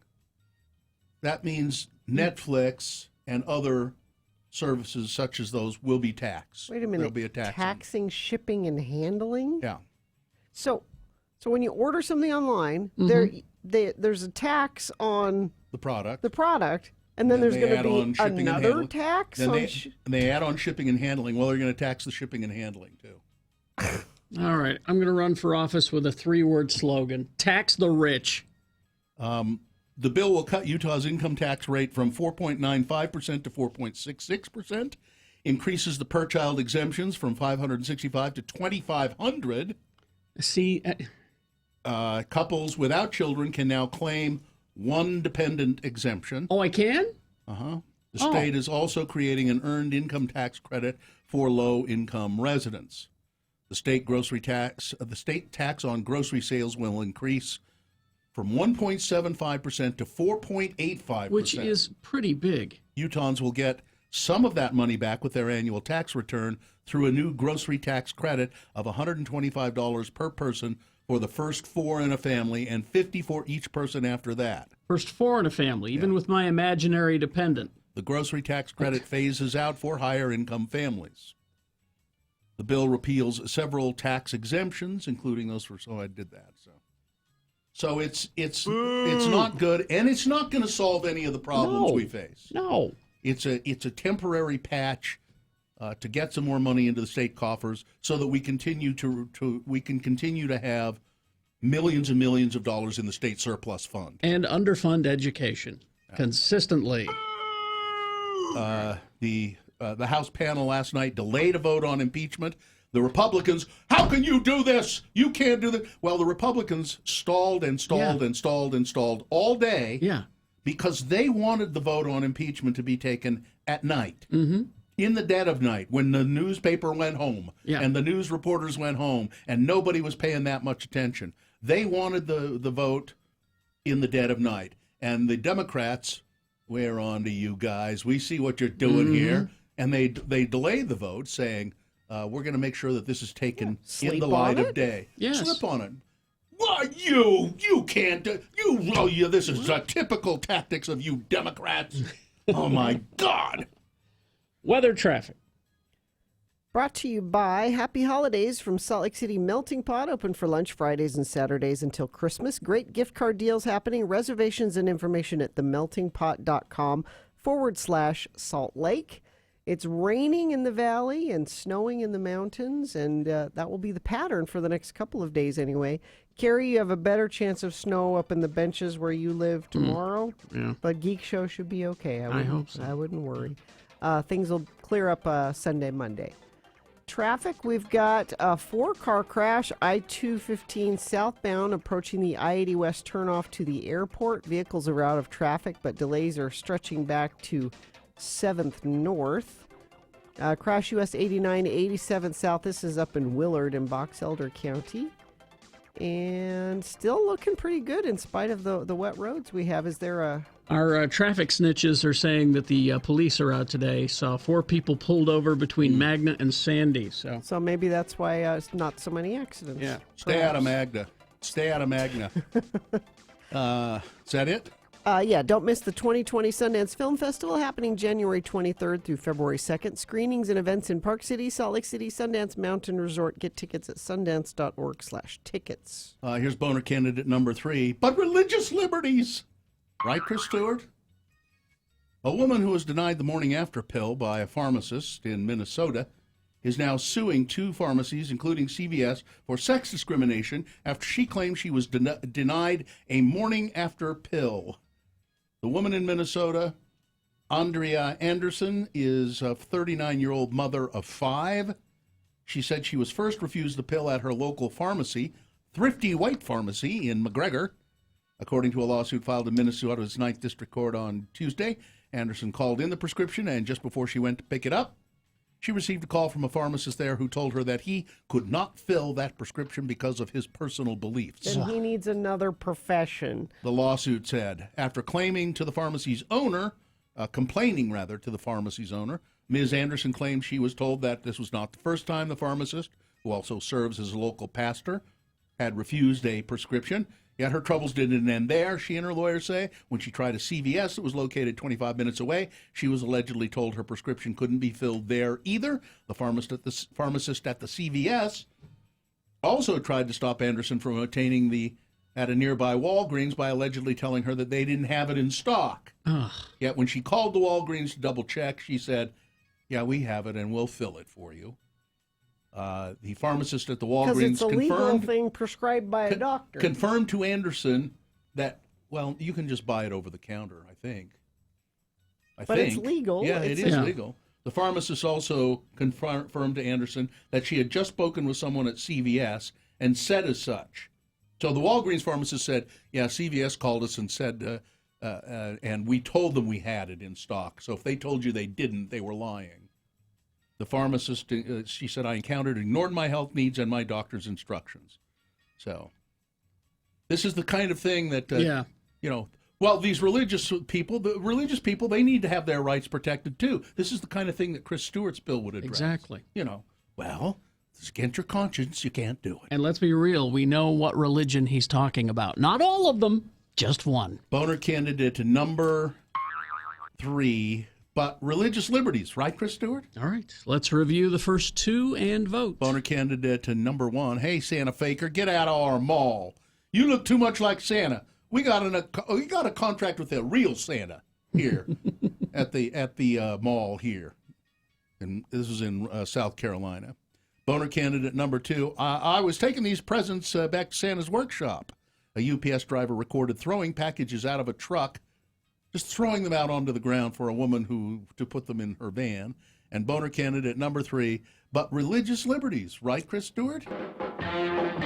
All right, here you go. You've got to decide of these 3 candidates which one is the worst, which one deserves to go forward to boner fight and possibly become boner of the day. The wins here, it's the winner of round 1. Not boner of the day yet. Got to go up against the winner of round 2's voting. Round 2 happens at 8:20. 3 more candidates, we get a winner there. Easy, all right. Take both of them and throw them into the Boner Dome at 9:20. That's when you'll decide boner of the day. So pick your champion for round 1 right now. 1, 2, or 3. Remember your candidate number, the one that you think should win. Put that number in the message of a text, and then text that to 33986. Or call Katie in the producer's booth, 877-602-9696. Or go online, x96.com. Look for the box that says Boner Voting December 13, 2019, and vote there. You've got less than 300 seconds. This is round 1.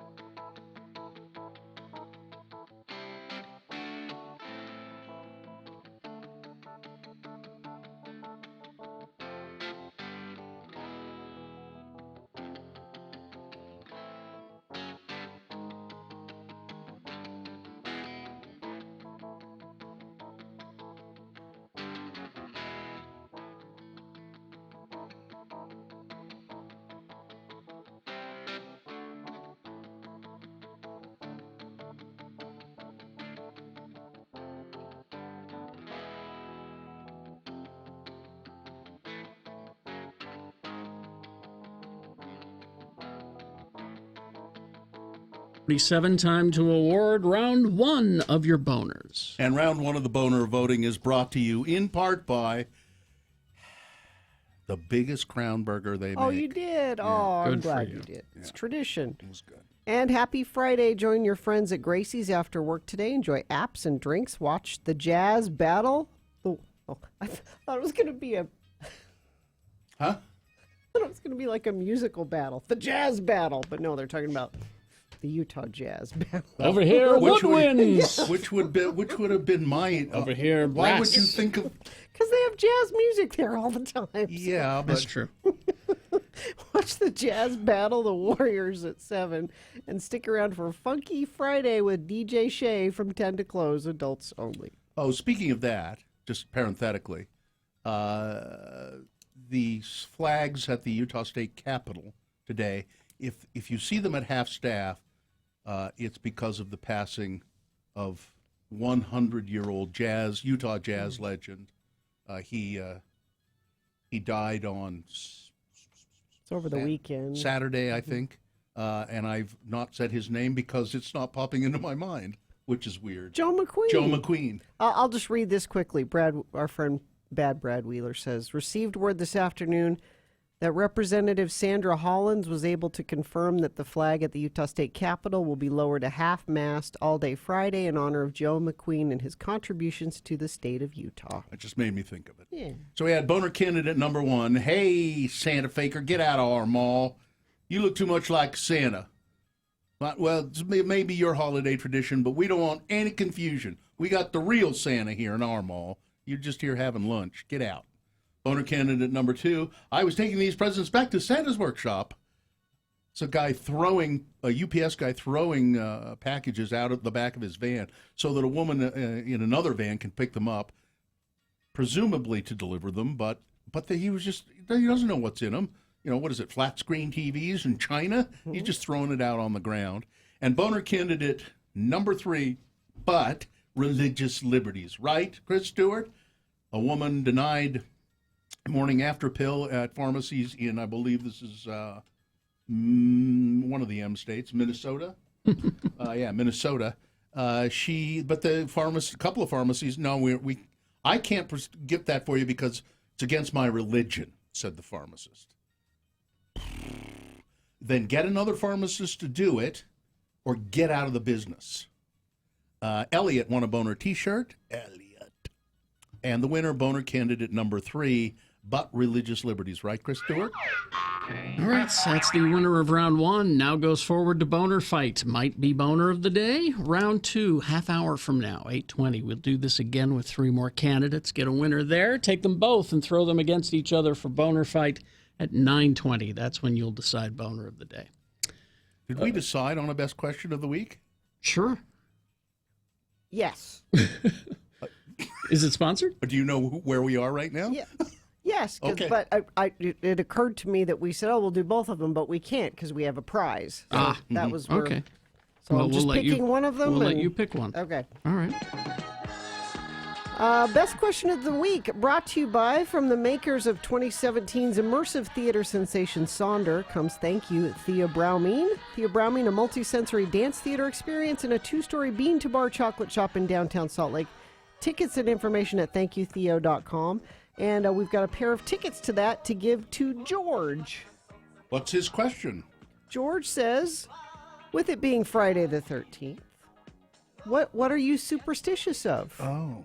Curiously yours, it's signed George. Get it? Curious? It's Curious George. I don't know if I know I have some superstitions. They don't come readily to mind because they're superstitions. I feel like I need to put my input on this. I think Katie, you should. are you superstitious about Slightly, I am. Yeah. Really? I'm that person that knocks on wood for everything. So if I say something, I will always knock on wood. I do that do you too. knock on your head? I'll go running to try and find like a wooden desk or something if there's no one. Will you knock on your head No. and say, knock on wood? I do it in here, but we have this countertop that looks like wood, but it's for mica. But I don't think it counts. Knock on for Mike. Well, I do it too. I used to actually carry a slab of wood in my car in case anything ever happened. No, not a joke. Not a joke. You carried wood? Yeah. Just in case? Yeah. I don't. I know I have some little superstitions. Like they're more like ticks, but they're just I'm a little bit OCD or ADD, or I notice I have the tendency to count things. I count all the time. I feel that way. That's different, yeah. If that's not a superstition, but That's an OCD. it's weird it's that I do that. I can't. I always count stairs. Always in my head. I don't do that, but they're like, I don't know, things that I don't have to count. I count them out. Oh, see, I count my weird. footsteps. I know how many footsteps it takes to make my front door to my car. Yeah, you've got a lot of problems. Yeah, I do. Any superstitions that you have, Carrie? No. You don't? None? No.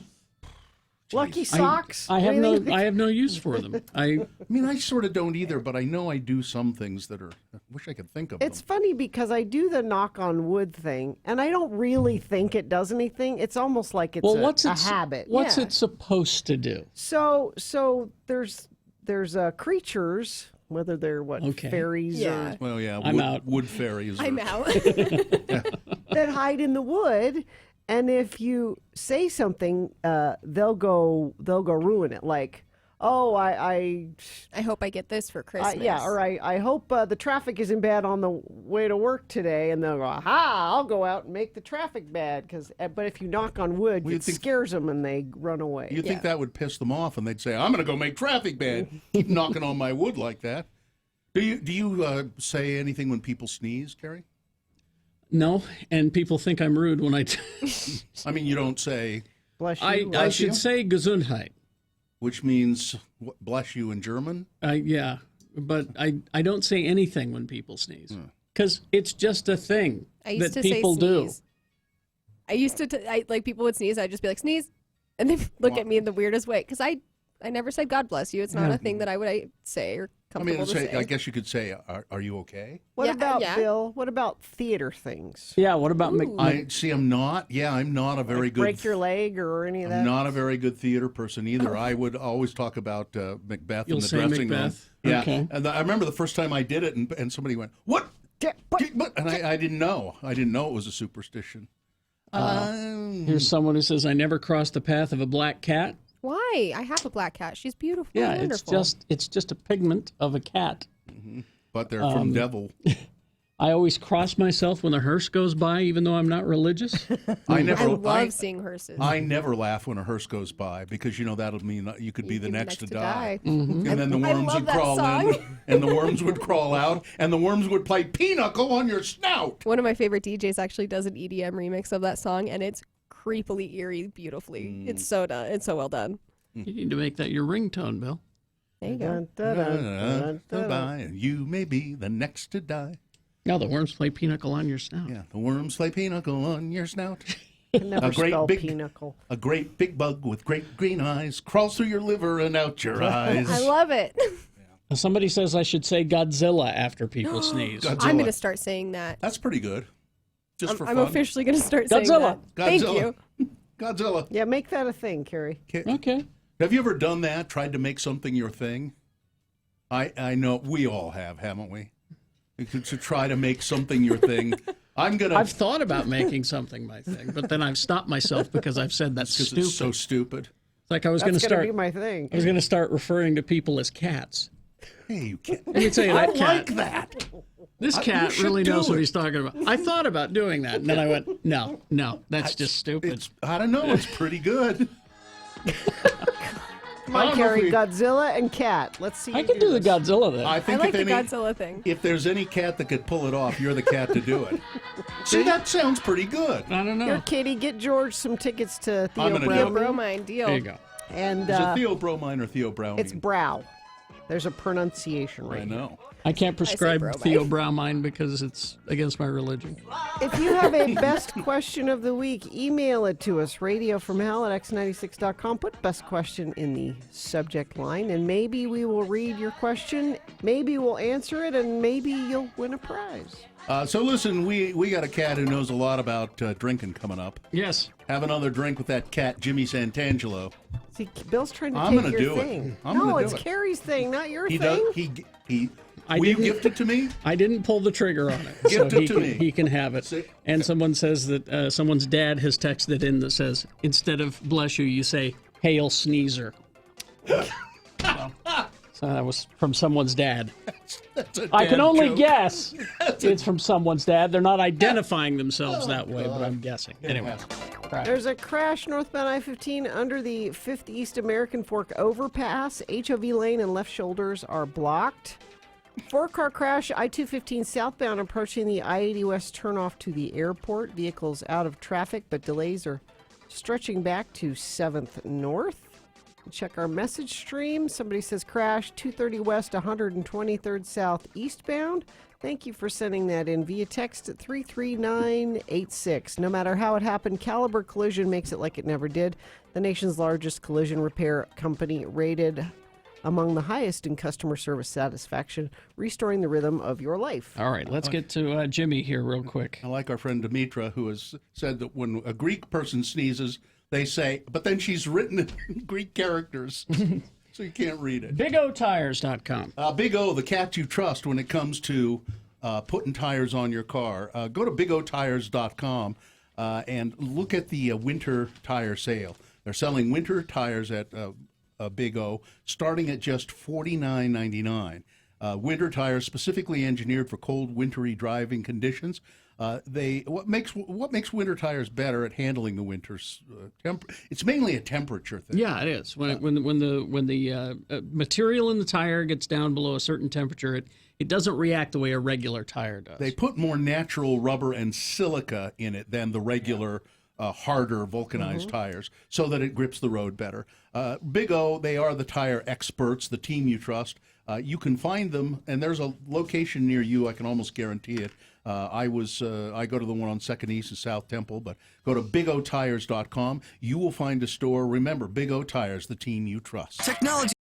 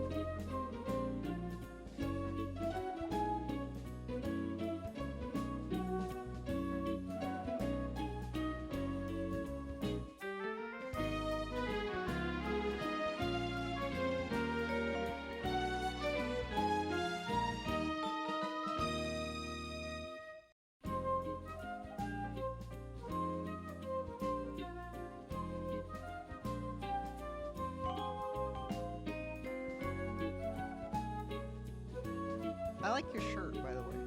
New shirt? What? Old shirt. You never wear it, though. No, I don't. Why not? I don't know. It's a nice shirt. I don't wear it very often. Well, you should. Okay. Great. I gave you a compliment. Then maybe I will. I will wear it as often as I ever do, which is not often. It's a shirt that I bought. I remember exactly when I bought this shirt.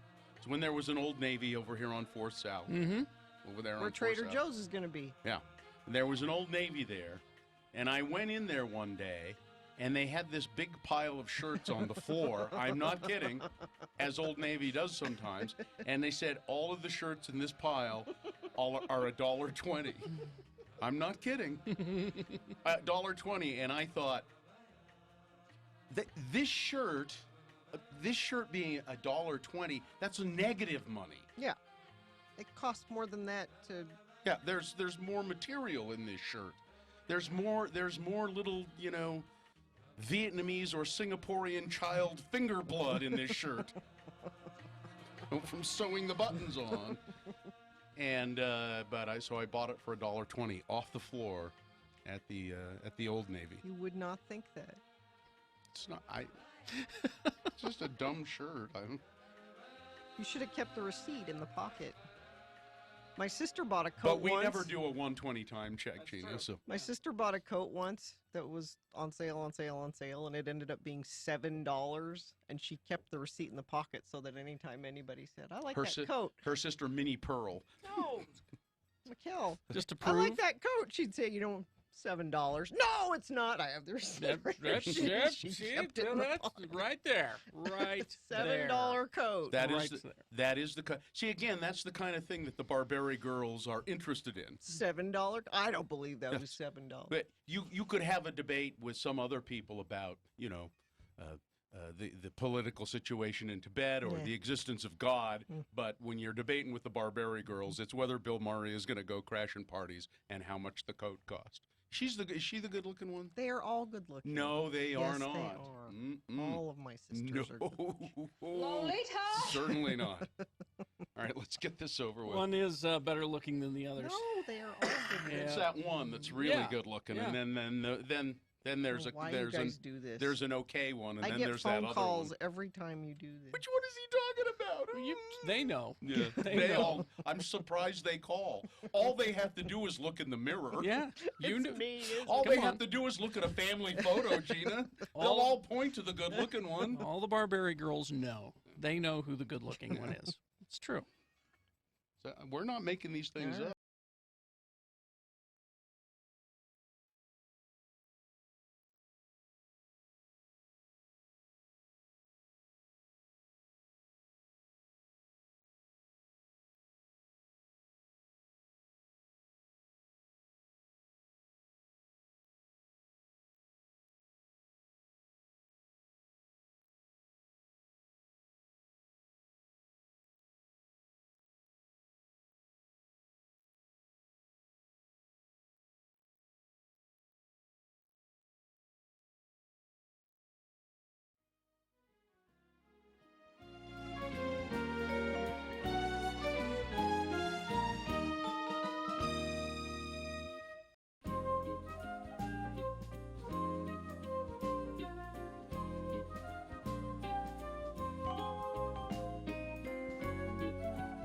To 33986 for your chance to win a gift card and some amazing prizes and a chance at a grand prize, which should be all the daily prizes and a Nintendo Switch. You can get more details at x96.com. Today's prize is looking for that perfect gift. Check out Utah Pro Scooters in Layton Hills Mall in Sandy. Get an additional 5, 10, or 15% off your purchase by picking a winner out of the Santa discount box. Only at Utah Pro Scooters. The prize is a $100 Utah Pro Scooter gift card. Cool. The keyword is FLY, F-L-Y, FLY. Text it to 33986. All right. Is this feature sponsored? Have Another Drink with Jimmy is brought to you by his appearance on my podcast, which will be posted later today. Remain Seated Podcast. We talk drinking with your kids. Wow. Is Ivy still a part of that as well? This is a different week because he came at different times. Oh, I see. Have another drink, it'll make you feel better. But you can mention Ivy at Booze Tea. Yeah, Ivy at Booze Tea. Go shop for Christmas presents. Have another drink and you feel all right. Have another drink, it'll make you feel better. It does make you want to have another drink when you hear this song. It sure does. It sure does. Jimmy Santangelo, the proprietor of the Wine Academy of Utah, wineacademyofutah.com. And, you've got some events tonight at La Barba in Draper. What are you doing there? Yeah, we are doing luxury wines for the holidays, what to bring, what to gift, things of that nature. Try before you buy. And then next week, Wednesday and Thursday, we continue the fun. We have a wine workshop for holiday wines at 3 Cups over in Murray Holiday. And then at the Leonardo Museum, we have a multi-course wine dinner next Thursday. A multi-course wine dinner. If you want to sign up for those and join and buy tickets, you can go to wineacademyofutah.com. That's right. Go under the tasting events tab, and all the events are listed there, or just give me a call. Now, I'm excited about this. I have never been a particular eggnog fan. Now, yeah. Are these nogs? These are eggnogs? Yeah, they'll get you in the noggin, that's for sure. These are alcohol-based eggnog. You know, what's better than to add some booze to dairy, right? You know, I always thought that wasn't supposed to happen. Yes. And we're featuring 3 eggnogs. It's always a fun time of year. It's a seasonal beverage, and we're featuring 3. We have the Christian Brothers Holiday Nog, Pennsylvania Dutch eggnog, and Old New England Classic eggnog. Now, are these all pre-mixed? These are all pre-mixed, so they got the booze in it. You got to get them at the liquor store. And, you know, eggnog is one of those types of beverages that we don't exactly know how it came about. Yeah. A lot of folks talk that the Brits began it. when they referred to this warm beverage with as posset. P-O-S-S-E-T. And posset, I grew up in the service industry and restaurants. That was almost a custard-like dessert that we've seen. And the posset, though, they had it with a strong ale. So maybe some of the booze, the ale was the alcohol and the cream, things of that nature. Monks did it they would warm milk, add figs, add a spirit. Monks are always making booze. And then when this concoction was introduced to the United States in the 1700s, we had ample amounts of chickens and cows, so we had plenty of eggs, plenty of milk, and then we were big rum drinkers at the time. So this was an holiday evening drink. But even the Mexicans in Mexico and Puerto Rico would have this drink. Puerto Rico made a coconut-based drink. So it's been around for a minute. And what's the Mexico one called? The Mexican one is called rum pope. Rum pope. And then coquito is the Puerto Rican. And the ones that we have here, basically what eggnog is, it's a dairy, so you have a cream or a milk-based beverage, and it's spiced. Think your Christmas spices, your clove, your star anise, your cinnamon, your nutmeg, all infused in this beverage. And then the spirits are a range. For example, Christian Brothers, the first one here? Yeah, the first one. This is just brandy-based. So it's a single alcohol-based. Really, you can taste it's boozy. I like that. Oh, that's tasty. It's I boozy. really Bill like likes that. it. Yeah, it's true. I like the boozy tasting stuff. Yeah, that's a nice. It's a little bit of vanilla. It's a little sweeter. Of all these, this will be the sweetest. The next one, the Pennsylvania Dutch. This is nice. They're now blending it with a bit of whiskey, rum, and brandy. So they're adding a couple of other. And this one, I like this one. The spice kind of comes out. It's a bit more vanilla, but it's more spicy because they've infused more premium ingredients. I like that better. Do you like that one better? Is it more expensive? By $1. So all these are under $10. They're all big bottles of 750 ml, about the size of a wine bottle. Good. And then the last one, Old New England Classic. This one's right out of New England. It's a seasonal drink, and this is also blended with brandy, whiskey, and rum. And that it's even a little darker in color in its appearance, and that's got a bit more spice, a little longer of a finish. And it's fun to talk about eggnogs like so intensely, you know. I'm not a fan of that one. It tastes like it's got anise in it. It is a little stronger in flavor. That's right. Is it anise that I'm tasting? Probably, the star anise, and you've got the cloviness can really come out. And this the New England Eggnog Classic is a seasonal beverage.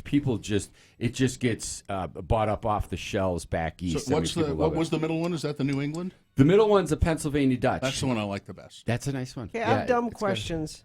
So these have to be refrigerated? Yeah, they are pasteurized. Once you do open them, then keep them refrigerated. However, you can have these also warm. So just simmer them. Don't microwave them. Just simmer them slowly over the stove, and you can have them warm. Personally, I prefer them cold. In fact, I even like them with a little ice or maybe shook. Yeah. And just nice and cold, I feel those flavors really come out. Here's a question for you. My parents at Christmas time used to always make Tom and Jerry's. What are Tom and Jerry's as opposed to eggnogs? I'm not sure what a Tom and Jerry. That's great. Other than the cartoon, what Tom and Jerry. And I think it's a fairly well known. Yeah. I'm surprised you don't know it. So am I. Honestly, that surprises me. Yeah, that surprised me. You're the guy. I've never asked you a question that stumped you before. That's right. Here we go. We stumped Jimmy. Yeah. Well, that's your next assignment. Consider it Tom done. And Jerry drink. Look up the Tom and Jerry. I'm looking it up real fast here. Tom and Jerry, a traditional Christmas time cocktail in the United States devised by British journalist Pierce Egan in the 1820s. It was a variant of eggnog with brandy and rum added and served hot, usually in a mug or bowl. 5 tablespoons of brandy, half an inch of egg yolk, a half of an egg yolk, and a cup of milk. It's a Tom and Jerry, and it's kind of frothy. Nice. They would froth so it it sounds like it's within the realm of these the nog eggnogs, family. It's essentially an eggnog. It's I a guess. nog variation. Yeah. called those Brits. a They're Tom coming up with and every. Sherry. Well, I brought for everyone for the holidays a gift. I wanted to. It's been such a great year doing the Let's Go Get a Drink with the Jimmy Show, and it's, I wanted to leave you with a drink. So I have the first bottle is by Brock Cellars. It's called Brock Love. It's a red blended wine. One of my favorite producers. It's an all natural wine list. This is for Gina. Oh, thank you. Oh, nice. Then we have a special order called Cambria Catherine's Vineyard. It's a single vineyard out of Santa Maria. It's a Chardonnay. What happens sometimes when people in the state order special order wines, they don't pick it all up. Yeah. So I'm like the Snoop guy that walks around and says, hey, what's going on with that case? And this was a leftover case that somebody didn't pick up. So I got it. And I want to gift Bill this. Thank It's you. a nice Chardonnay Oh, for nice. you. So Thank you you. linger. Thank you. And this is a special order wine. I love this. This is out of France. It's the Gamay grape varietal. And Gamay is typically kind of this juicy, approachable, but Just like this, Carrie. yeah, but this one is approachable. tart and cherry and spicy, and it's got attitude. So I said, hey, who better than Awesome. for Carrie? That's a fun one.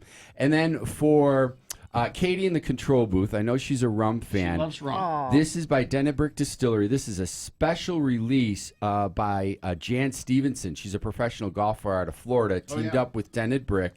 And this is a pineapple-flavored infused rum. Oh, she's so excited. It tastes like you take a wedge of pineapple and you torch it. It's just got that caramelization. You don't need nothing to add this, but maybe a glass and you're good to go. I'm jealous. Great. Yeah, that's a Wow. tasty Is that, one. and that's So available?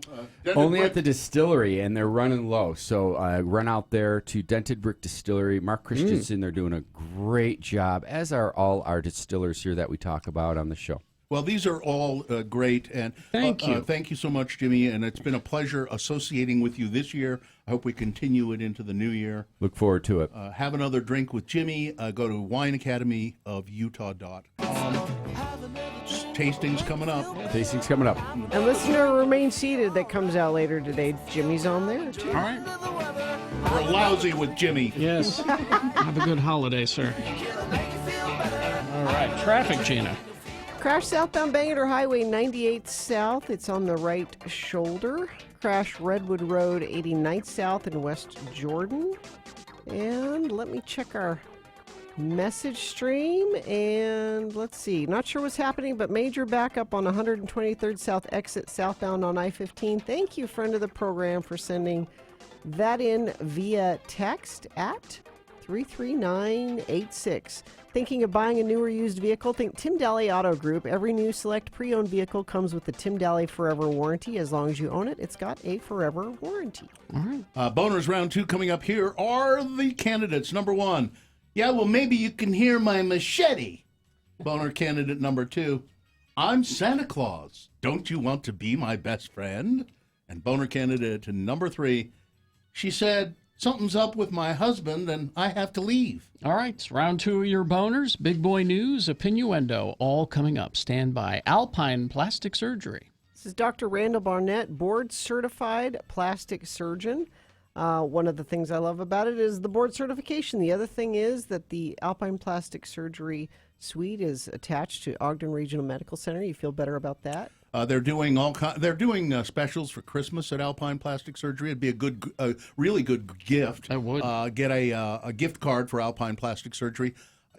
I would ask first. Don't just spring plastic surgery on someone. You know if somebody's been talking about, and it's not just for women, men too. I know, but it's one of those things where you say, you just check and make sure. They also are offering a new thing called the FemiLift. They believe you deserve to lead a comfortable, satisfying feminine life. If you're curious about that, all of your questions can be answered by taking advantage of their free consultation. Just call them and get your questions answered, 801-689-3500. That's 689-3500. Go in and talk to them. It's a free consultation, or you can go to alpineplasticsurgery.com.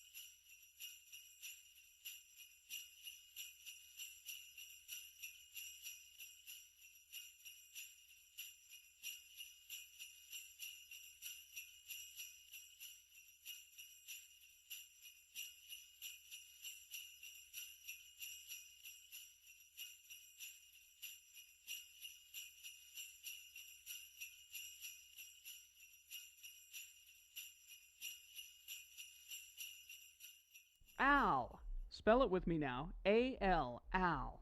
And now we'll use it in some dialogue with our friends LeVar and LeGrand. Today, the boys are out in the woods hunting with their California friend, Chip. A conversation ensues. Hey, nice of you guys to bring me on the deer hunt. I've never had a chance to do this. Never been hunting before, huh, Chip?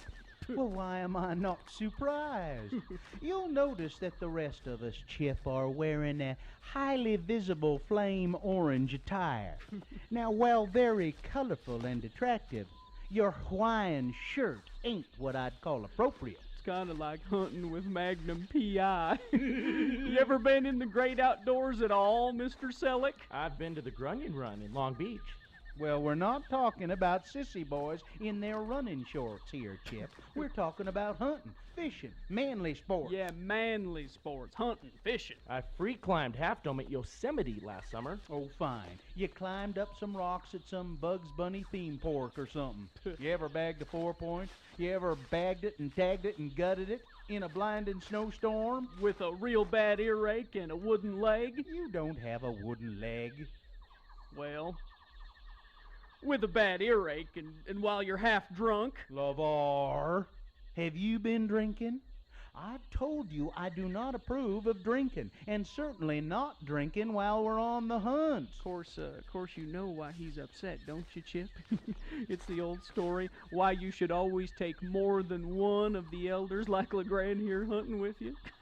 'Cause if you only take one, he'll drink all your beer. Real funny, LeVar. I don't get it. Well, Chip, you see... What's that? What? That? Oh, Al. That can't be Al. Al's back at camp. Sure, it ain't the camp Al. I'll bet it's a different Al. What? How could there be another Al?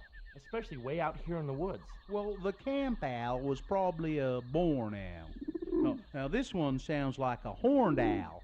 And now I know that joke about all you Utahns have horns. Al has horns. What's wrong with him? I don't know. These fetching Californians seem to have their own language, you know?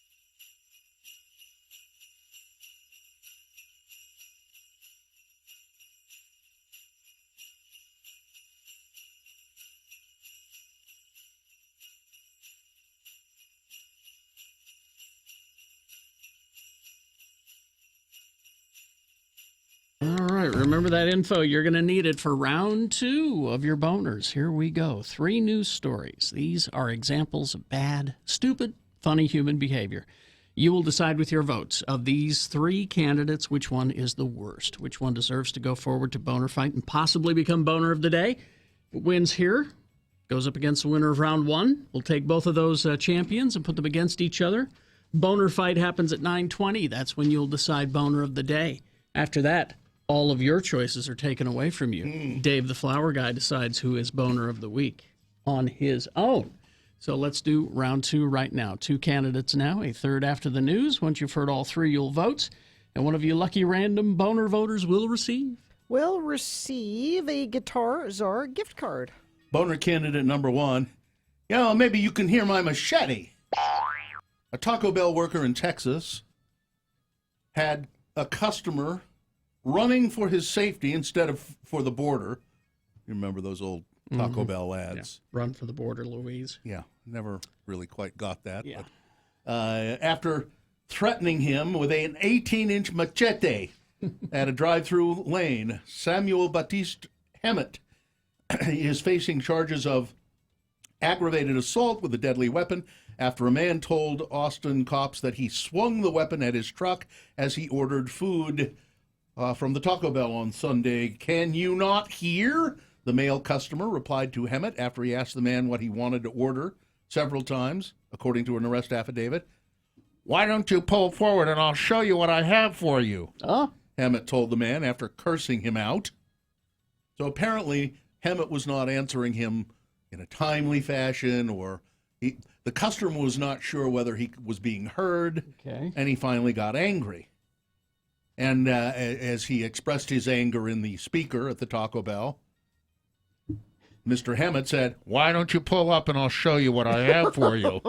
Hemet was waiting for the customer at the cashier window, holding a black machete and spewing expletives. Wow. The confrontation kept escalating until Mr. Hemet swung at the customer's truck, twice striking its driver's side mirror. Hemet then stashed the machete in a dumpster after the man drove off. Hemet later admitted to investigators that he had brandished the weapon and swung it at the man's truck. The weapon was found inside a large trash bin. He said, I got it out of the storeroom right before I attacked him. Boner candidate number 1. Well, maybe you can hear my machete. There's boner candidate number 2. I'm Santa Claus. Don't you want to be my best friend? Sounds creepy. I'm Santa Claus. An 8-year-old Mississippi girl first heard strange music and then other odd noises in her bedroom, and then she heard a voice. Ashley LeMay said that the chilling sounds were coming from a hacked Ring camera mounted in her daughter's bedroom. Oh, this is why I don't have this stuff. LeMay said that she bought the camera as a Black Friday deal so she could check in on her girls when she was at work late at night as a nurse. LeMay said that the camera was mounted for 4 days when something caught her daughter Alyssa's attention. First, what happened was I was in the hallway and I thought it was my sister because I could hear music, she said. Playing in her bedroom was the high falsetto voice of Tiny Tim's Tiptoe Through the Tulips. So I come upstairs and I hear some banging noises and I'm like, who's that? And then a man's voice answered back, I'm your best friend. At that point, Alyssa yelled, Mommy, to which the voice replied, I'm Santa Claus. Don't you want to be my best friend? This is so creepy. WMC reports that the stranger encouraged destructive behavior before her father, who was home at the time, found out what was going on. The Ring camera is now disconnected. They could watch them sleeping, changing. They could have done a lot of things. Ring told the local TV news station that an investigation determined the incident was not caused by a security breach on their end and could have been the result of hackers stealing the same user and password reused on another website. The company said it values customers' trust and highly encourages users to be safe as possible by enabling two-factor authentication on their accounts. Creepy.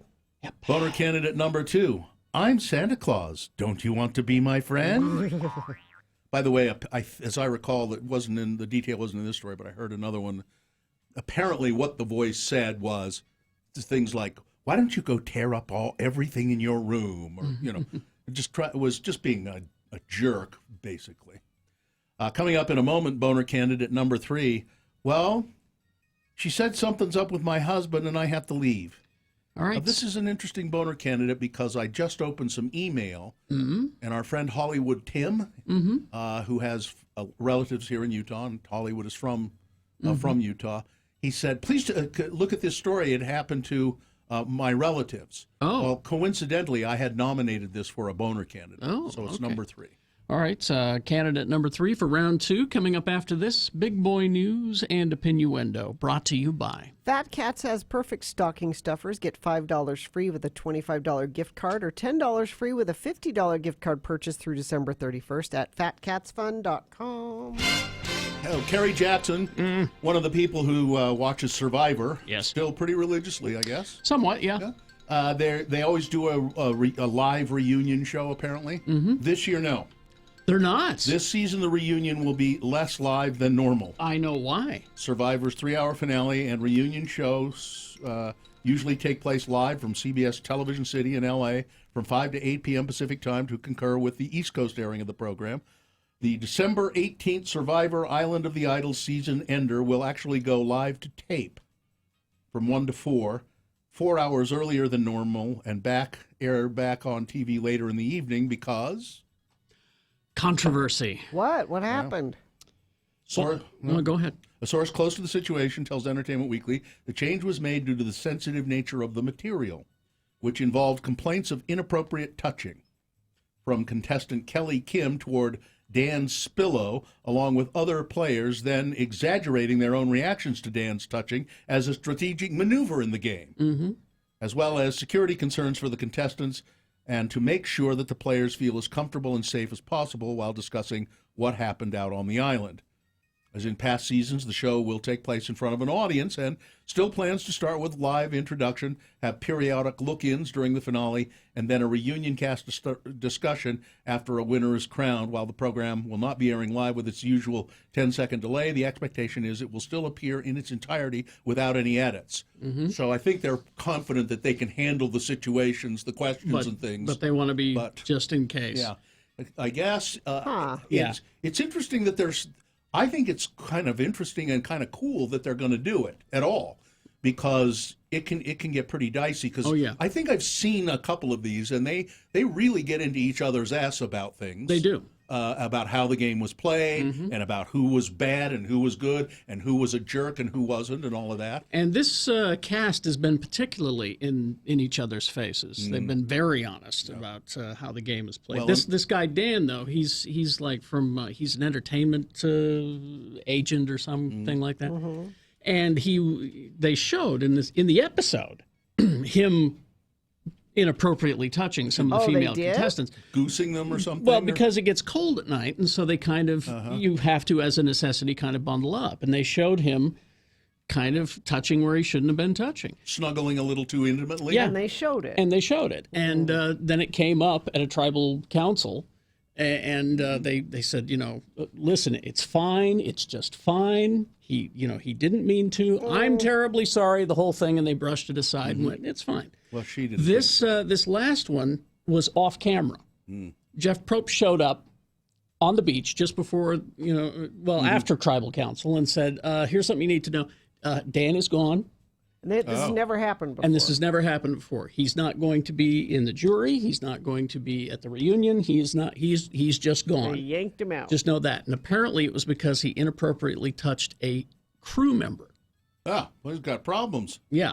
Yeah. He said it was an accident, slipping and falling when he was getting out of a boat. No. But they said there's no such thing as two accidents. That's what they said. Was this this is one too many? Sorry. Well, and that's interesting too, because then apparently people used a lot of that material against each other in the game. They did, which kind of makes it worse. Yes. So everybody's sort of complicit in his bad behavior. It became a back and forth of, well, you should have done something, or well, I didn't. It was a whole thing. It's been an interesting season. Utah's poverty rate. Utah ranks third among states with the least amount of poverty in the state, but disparity among its counties and its school districts is vast. New U.S. Census Bureau data show. For example, more than 1 in every 5 people in San Juan County, home of the Navajo Reservation, lives in poverty. That's 5 times the rate of the highest income county in the state, which is Morgan County. Even within the same county, though, the differences are sometimes great. For example, Jordan School District, in the fast-growing and increasingly wealthy southwest corner of Salt Lake County, has a student poverty rate of just 5.3%. But in the Salt Lake City School District, where minorities outnumber whites with many recent immigrants, the rate of poverty is nearly 3 times higher. Well, I hope they're getting 3 times the 14.6. resources and 3 times the... We see geographic disparity in opportunity and in economic education and health outcomes that create pockets of problems even in a state with low poverty, said Pam Perlich, senior demographer at the University of Utah's Kem Gardner Policy Institute. Well, are they? Despite Utah's relatively low rate, Census Bureau estimates that 562,000 Utahns lived in poverty in 2018, about as many as the combined populations of Salt Lake City and Ogden. A family of 4 was considered to live in poverty that year, that its income was less than $25,100. So if you're $25,200, You're sitting Yeah, pretty. you're rich. You're sitting pretty. Utah has one of the lowest rates for single-parent households. Those single-parent households with children generally have higher poverty rates, though. Speaking of poverty, the 182 tax bill has been released or has been voted on, and it looks as though it's passed. According to the bill, it says, now, according to this story by Channel 4, if passed, well, it passed yesterday, it would increase sales tax revenue in the state by $570 million by doing what? Well, here are some of the highlights from the bill, and I assume all of these went on to pass. The state sales tax on food is increased from 1.75 to 4.85%. It restores the full sales tax rate on unprepared food. Grocery tax credits are offered for low to middle income residents, but that's it reduces individual and corporate income tax rates because that's of course. Important. It exempts feminine hygiene products from sales tax. It increases the state motor vehicle income tax. Creates a new excise tax on diesel fuel. Creates an income tax credit on Social Security income. Creates a state-earned income tax credit.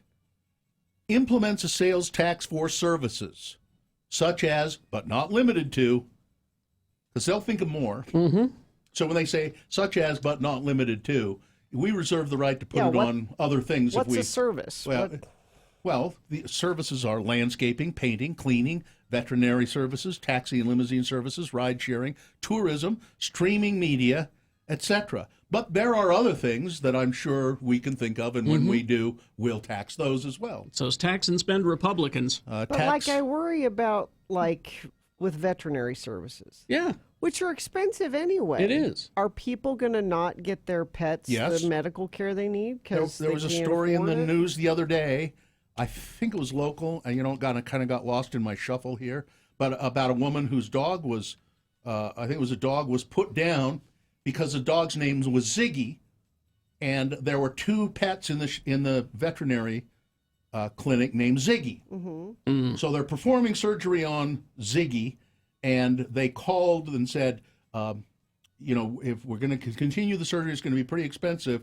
And the people who answered the phone said, "Oh well, we can't afford it." So and the vet said, "Well, we'll put Ziggy down." And they put Ziggy down, but it was the wrong Ziggy. Oh no! Oh, it was the wrong because the other family said, "Well, it was expensive, but we would have paid for it." Oh, that's horrible. It's expensive, but we would have paid for it.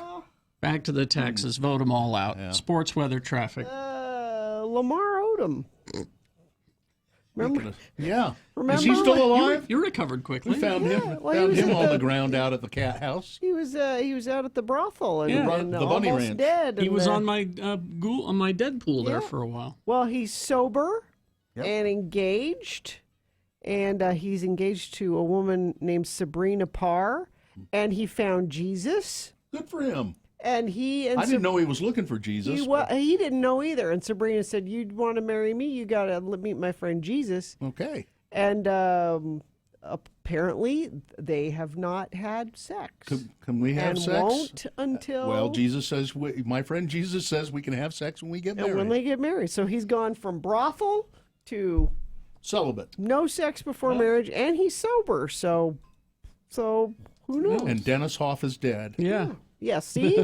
You see what happens? I guess. I don't know what that means. Baltimore beat the Jets 42-21 last night. Jazz home to the Warriors tonight, 7 o'clock. And a happy birthday to 5-year-old friend of the program, Leah. We got a phone call from Leah's family. Yeah, happy birthday, Leah. Pass that along. Weather, it's rainy today and a better chance of snow tomorrow, mainly in the benches, Kerry Jackson. Thank you. By Sunday and Monday, it will be partly sunny and quite a bit colder than it is now. Today, we've got a high of 43. Traffic crash, Redwood Road near 90th South in West Jordan. The cars are in the median there. Crash westbound SR 201 9th West in South Salt Lake. The exit lane is blocked. We've got a crash southbound Bangor Highway 98 South in South Jordan. And it seems like there was a friend of the program that texted something in, but now people are trying to win things. So, let's see. Highway 89 southbound. There's a minivan at the Oak Hills Drive intersection stalled out in the right lane. and affecting the turn lane. So thank you for sending that in. Oh, Killer says wreck westbound 124 South 3rd West. Thanks, Killer. He had nothing to do with it. Nope. Go to Hale, Scott Hale Plumbing, Heating and Air for a $44 furnace tune-up, which includes a 19-point safety inspection. Scott Hale, amazingly different, surprisingly better. ScottHale.com. Here's boner candidate number 3. She said something's up with my husband, and then she said I have to leave. I coincidentally got this email from Hollywood Tim. Katie did anyway. Can you please pass this on to Bill? Let him know that this is Hollywood Tim's cousin in this story. My aunt and uncle could really use some help finding the person who hit my special needs cousin. Oh. A man with special needs is recovering after he says he was hit by a car in Ogden and the person drove off. His family is now searching for the person responsible. Davey Elmer said he was walking to work down a sidewalk on 12th Street near Washington Boulevard a week ago Friday when a woman driving a dark blue Ford 500 turned right out of a parking lot and ran over him. The 39-year-old man has autism, but his family explained Davey likes to lead an independent life. He lives at home and takes public transportation to and from work, where he's a janitor at a special needs school. On Thursday evening, Davey sat in the living room at his family's home reading a Star Wars book. It's one of his favorite things to do. He planned to leave and attend a Hollywood party later that evening.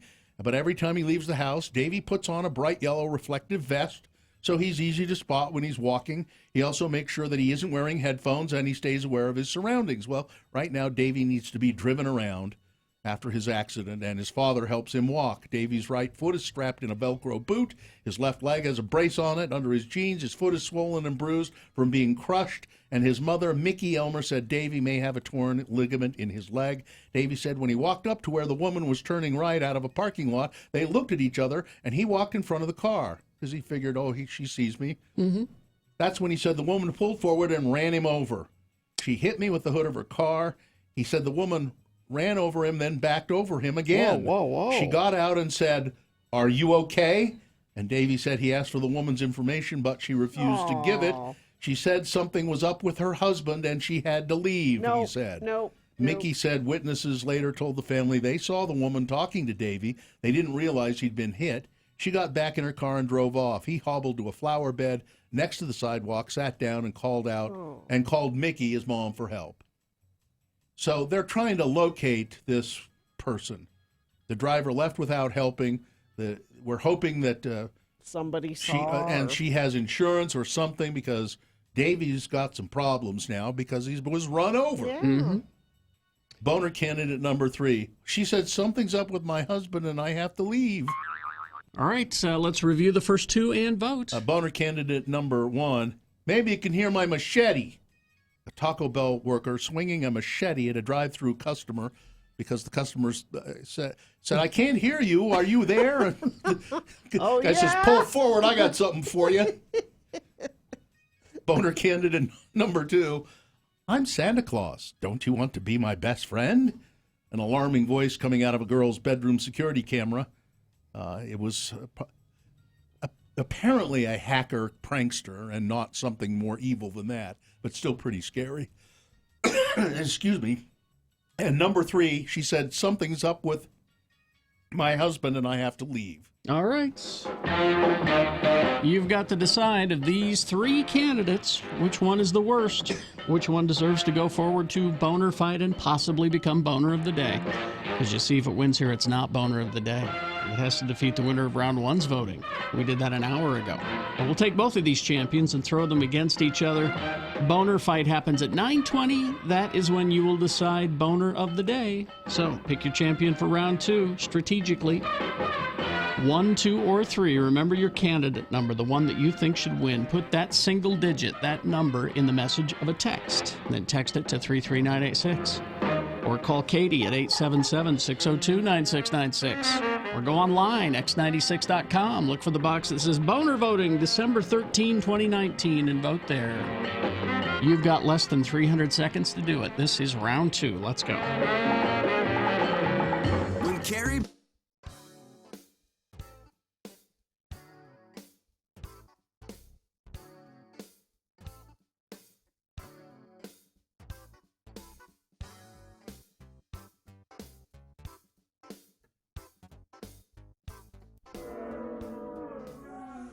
Hey, he was great, wasn't he, ladies and James? Pegleg Johnson, the one-legged stand-up comic. We're going to have him back real soon. Now, don't go away, folks, because in just a few minutes, you're going to be laughing your butts off with our headliner, Gallagher! Gallagher!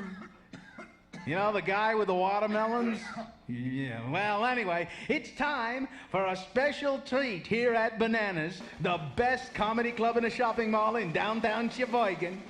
Please welcome the comedy stylings of Little Tommy Little, the 3-year-old stand-up comic! Thank you, folks. It's great to be here. Now, stop me if you've heard this one. Why did the little moron saw his toilet in half? Get off the stage! Oh, I'm sorry. Uh-oh. Uh-oh, mister. What? Mister, is that a bug in your drink? Where? Made you look, made you stare, made you lose your underwear, stupid head booger face.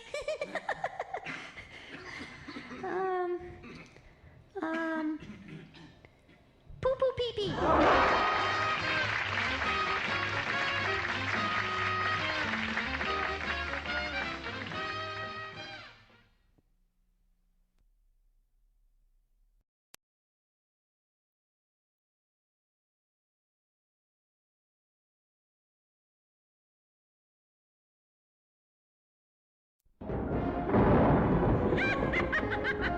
Hello, kiddies. It's me, your old friend, the bookkeeper.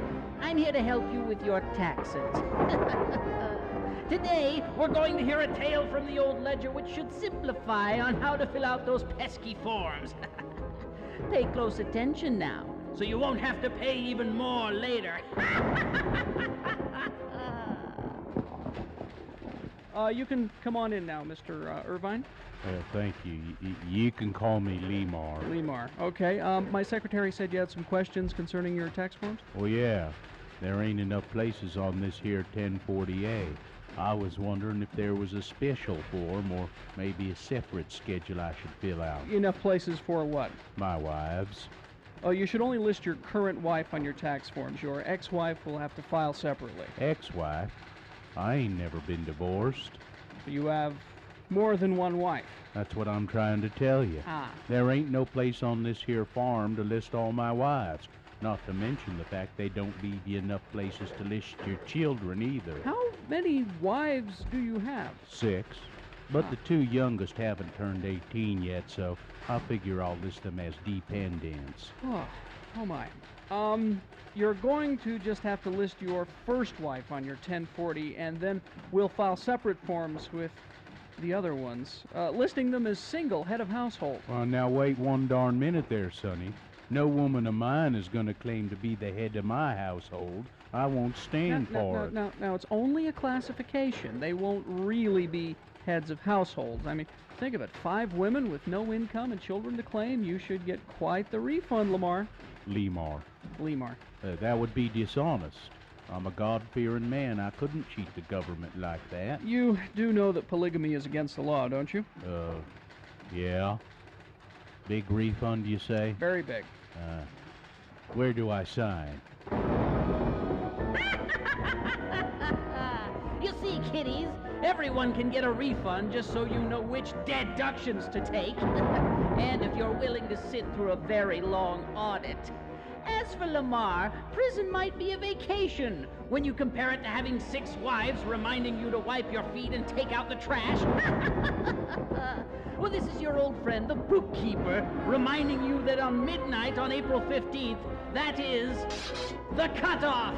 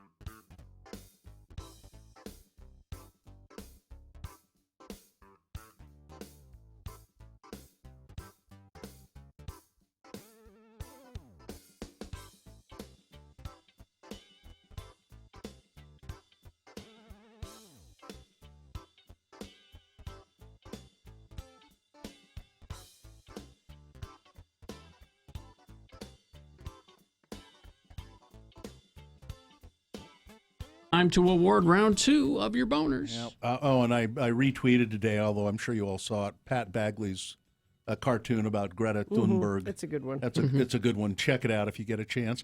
Yes, and round 2 of the boner voting brought to you in part by onion rings. Oh, they were good, too. Just those onions were so sweet. And get gifts for your music lovers at Guitar Czar in Murray, featuring a great selection of the best pro-level gear, price matching in 18 months, no interest financing, OAC, 5979 South State, and GuitarZar.com. I get the onion rings at the Crown Burger because I don't like their French fries so much, but their onion rings. Oh.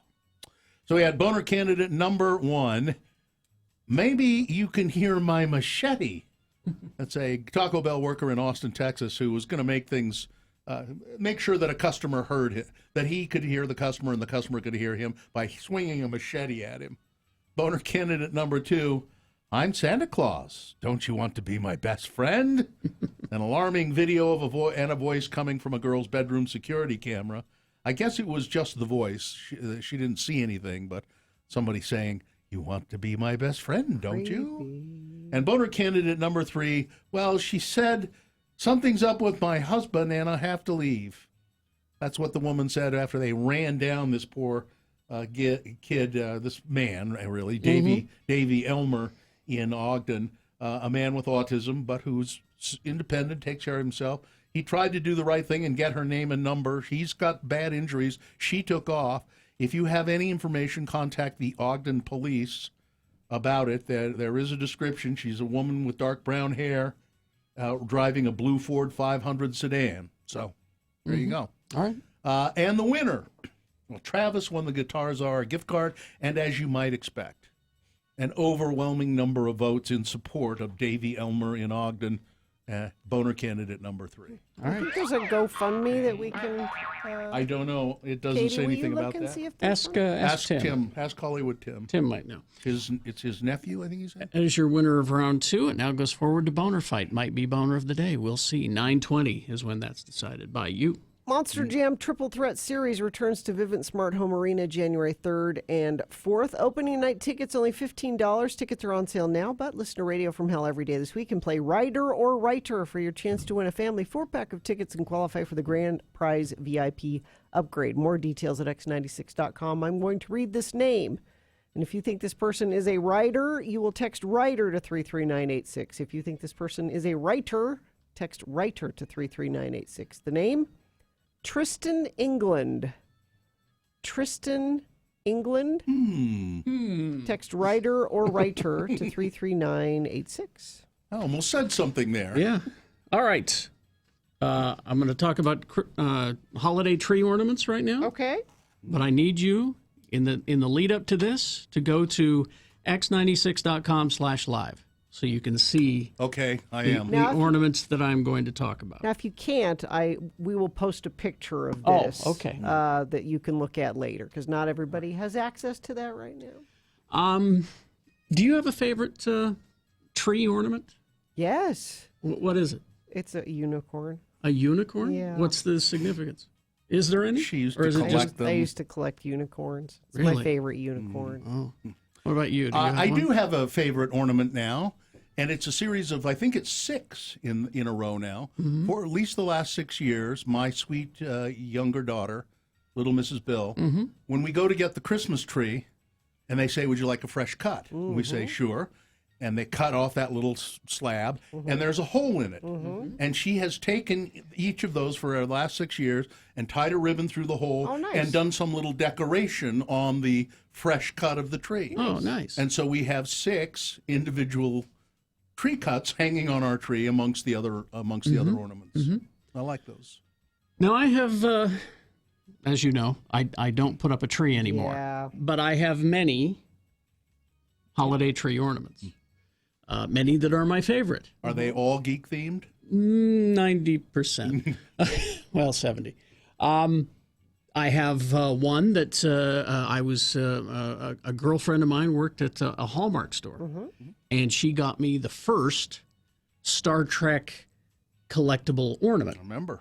It's the very first one, and it's if you go on eBay, it's like $600 now. But it's the Enterprise, and and the lights are red and green around the saucer section and everything. So I have that one, and then I just started collecting them after that. And then I realized you don't need to spend $25 at the Hallmark store for an ornament. You just go buy the toy equivalent of it and put it up on the tree because it's like $6 as opposed to $25. Yeah, makes more sense. It makes more certainly. sense. And so I put action figures and things on the tree, and then of course on top of the tree I have the Shatner angel, which is William Shatner and wings. And then there's Where did that come from? I made it. Did you? Well, I had Lee fashion the wings and the halo harness, and Have then you got a picture of it? I don't know if I've seen it. I've got it somewhere. I'll have to show you.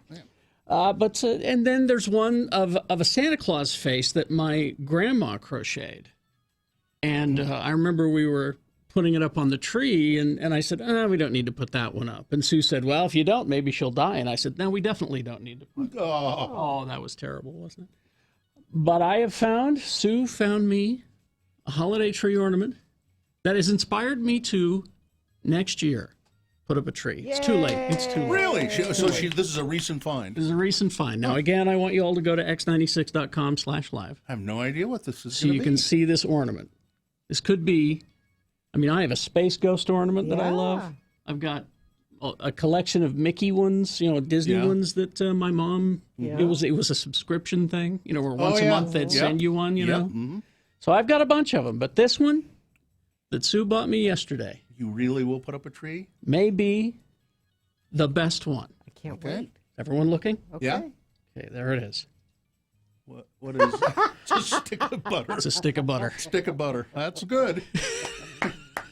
and it looks like a real stick of butter. Yay! I love this. Is it salted or it looks like it's unsalted? It better be salted. She knows how I feel about unsalted butter. I love that a stick of butter is bringing you back to Christmas trees, Carrie. That's what I love about this. Pretty funny. She handed it to me, and I swear that I was like, why are you giving me a stick of butter? What?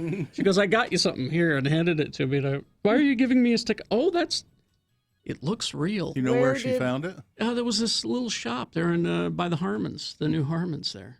I can't remember the name of it. Begins with an A.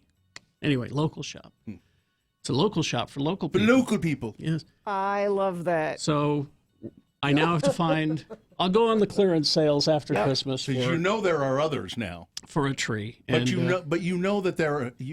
Now you're going to have to, because there's got to be other. Is there matching ones?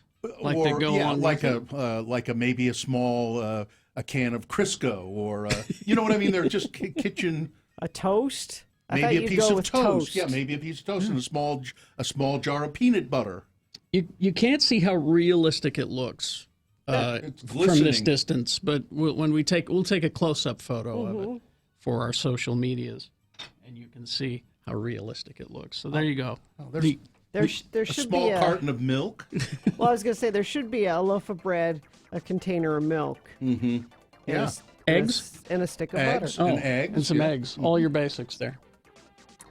Oh, let's see. We've had a fairly decent commute in spite of the wet roads. The only thing I have to tell you about is crash westbound SR 201 9th West in South Salt Lake. The exit lane blocked. And nobody has sent in anything via text recently, so I think that's about it. Katrubas Volkswagen, Northern Utah's hometown Volkswagen dealership, right in the heart of Layton, 1230 North Main Street between Antelope and Hillfield Road. Free oil changes for life. Is that glass? It is. It is. I think it is. Plastic. Oh, it's plastic. It sounds like. No, it's glass. You think? Yeah, it's a $17 glass stick of butter. Mm-hmm. I just found it online. Yeah. Is it glass? Yeah, it's glass. There's also a little arrangement of pickle chips, glass pickle chips, and a little stack of pancakes. Lovely. Yeah. Perfect. We'll get all those. All right, we will take a break. We'll be back in the coming hour. It's boner fights to determine boner of the day and boner of the week as well. Stand by for that. BigOTires.com. The team you trust. Big O Tires, I noticed when we were in Ogden, at John Watson Chevrolet on 3535 Wall Avenue in Ogden. And as I was leaving John Watson, just down the street, a little bit to the north, big, beautiful Big O Tire store there. Well, there's a bunch of them. You can find the one closest to you by going to their website. Go to bigotires.com. Try the Big O brand tires. It'll save you money, and they're dang good tires, I'm telling you. They also have winter tires on sale now at Big O, starting at just $49.99 for winter tires. But any brand, pretty much any brand you like in the way of tires, if you're partial to a certain brand, they've probably got them. Any brand for any car, they can usually help you out. Almost any size. Trucks as well. If you're into off-roading, they have all kinds of tires for that. So find a store near you by simply going to their website, bigotires.com.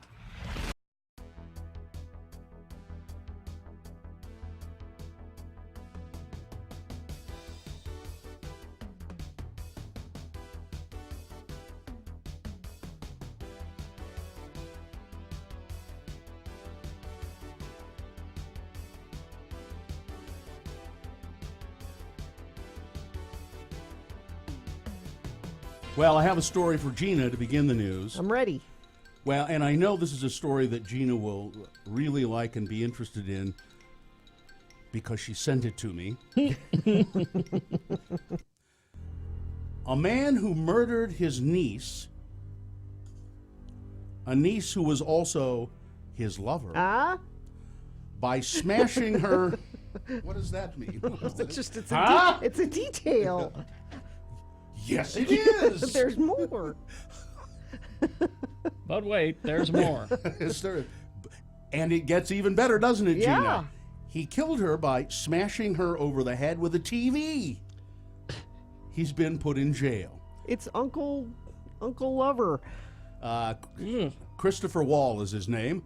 Was convicted of battering Haley Wall, who was his niece as well as his lover. He was been ordered to serve a minimum of 14 years behind bars. Only 14 years? A minimum. You kill your niece who you're having an affair with a TV, and that's not automatic forever? Well, Gina, I don't know where this is exactly. I didn't. You should know. What town is this I believe in? it's in the UK. Well, then, you know how liberal they are in the UK. Christopher Wall, it says here he's facing a lifetime behind bars. So it's a minimum of 14. It's 14 to life, I would guess. My guess is they won't let him out for a long, long time. She was found with a bloody head outside a supermarket in Bournemouth after being battered by Mr. Wall. Before she slipped out of consciousness, she was able to tell emergency crews her name and address and that her partner had beaten her. When police visited the home, they found signs of a disturbance on the second floor, including a door on the landing that was knocked off its frame and two long dark hairs embedded in a crack hallway up the door with a number of blood spots. Embedded in a crack halfway up the door, I should say. Officers also found a large flat screen TV at the bottom of the stairs, and there was blood all over the flat screen TV, and he finally said, yeah, I beat her with the... We were watching the Great British Bake Off, and she pissed me off. So, yeah, there you go. Murdered his niece, who was also his lover. Niece lover.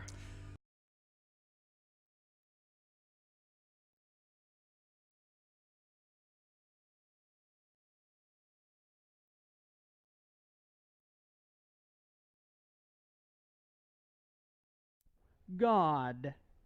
God. Spell it with me now. G-O-D. Like you wouldn't know that already. Anyway, we'll use the word God in a bit of conversation between our two Utah buddies, LeVar and LeGrand. The boys are at Lagoon attending LeGrand Ardun's family reunion. Again, the word is God. Glad you could come to Lagoon for my family reunion, LeVar. Well, it's nice of you to invite me, LeGrand. I don't have no family of my own. Come to think of it, I don't have a last name. The Dunn clan sure is numerous, though. Well, it's fine old polygamous stock, LeVar. Your granddad had more than one wife? 10. That ain't nothing. My actual dad, he had 3 wives, too. Well, how come you never had more than one wife? Well, I tried, believe me, I tried. I wanted to marry more girls than Midge, but I just couldn't seem to interest none of them. Besides, Midge said she wasn't really for it. Said there wasn't enough man in me to go around. whatever that means. Hey, listen, which ride you want to go on before the kids find us again? Well, let's go on the sky ride from the north end of the park so as we can look down to Bountiful. I want to see if I can see the new temple up on the hill there. You can see it for a long ways. I was driving down from Ogden, up there cruising for stuff at the DI. You know, that's a really good DI up there. Anywho, you can see that Bountiful Temple from Cherry Hill on the old highway, but then you lose sight of it when you drop down here by Lagoon. Well, I've actually drove up to it. Drove around that temple and such. And how'd you get there? Just drove down I-15 and then got off at the Bountiful exit and then headed east. Just got off at the main Bountiful exit, huh? Yep. Hey, you know what I need right now? What's that? Need me a slush puppy. It's god awful hot out of here all of a sudden. Sure has. And nothing'll cool you off like a slush puppy. They got all the flavors? Yep, they got the blue, the red flavor, the green flavor, and the most cooling flavor of them all. Yeller. Got 'em all, huh? Got 'em all.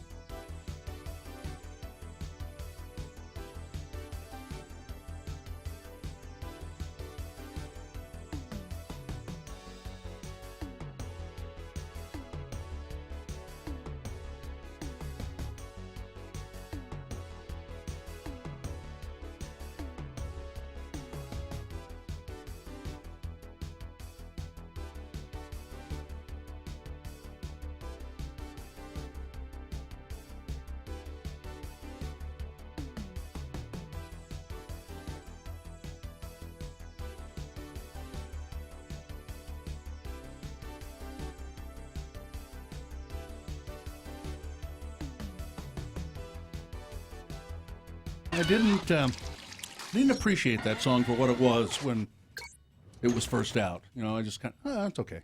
But somewhere along the line, I saw a video of her doing it, and realized this is a great song.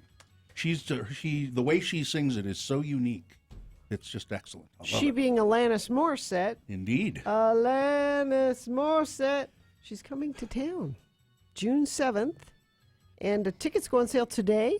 But maybe you'll win some from us right now. Todd's also giving some away later. But, Yes.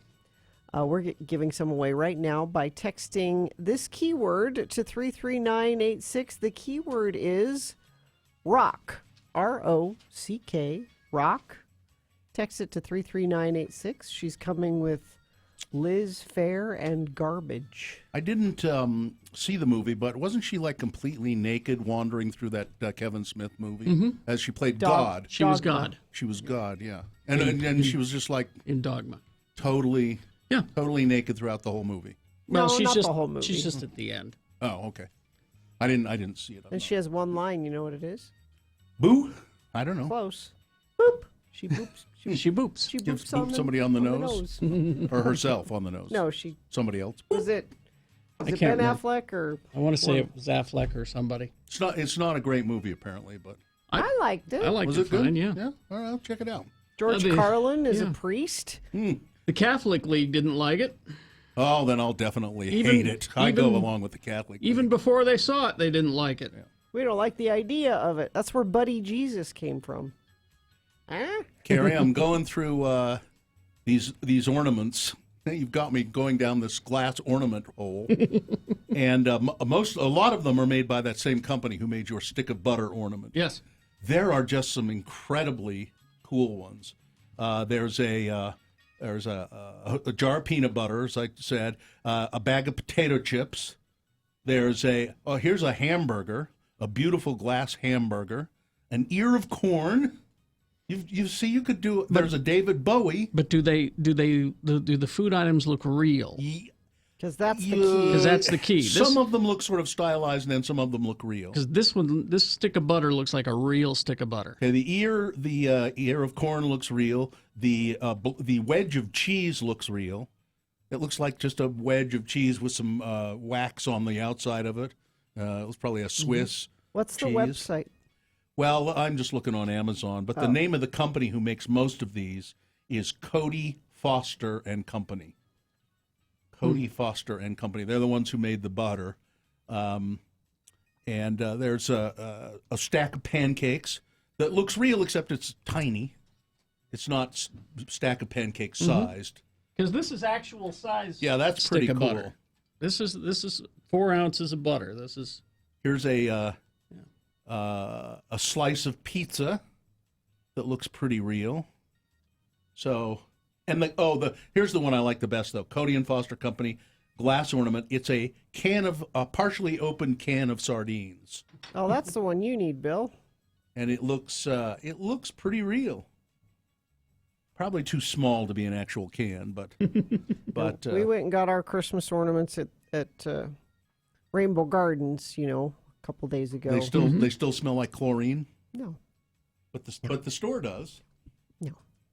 But I got a rhinoceros. Any reason? No, I just like Because them. they're like a unicorn. Because they're endangered. They're like a unicorn. Yeah. They have a horn. It's like a unicorn. I used to always get either horses or unicorns. Always. Zebras? Any zebras in there? I didn't get a zebra. No, I should get one though. Oh, I was just reminded by a tweeter that the shop that she got it at was Amy's Boutique, a little local shop there by the Harmons, the new Harmons. Which new Harmons? In Carrie's Harmons. Murray Holiday Road. Yeah, I haven't been to that one. It's one of the smaller ones, but they got a lot of little shops around there. It's, See, here's one that's a shrimp, a cocktail shrimp. Does it look like and a real? It looks just like a piece of shrimp. real. It looks like a piece of shrimp hanging on your tree. See, that's perfect. Yeah. And again, they're very nicely done. Mm-hmm. I like the miniature ones too. There's a banana split.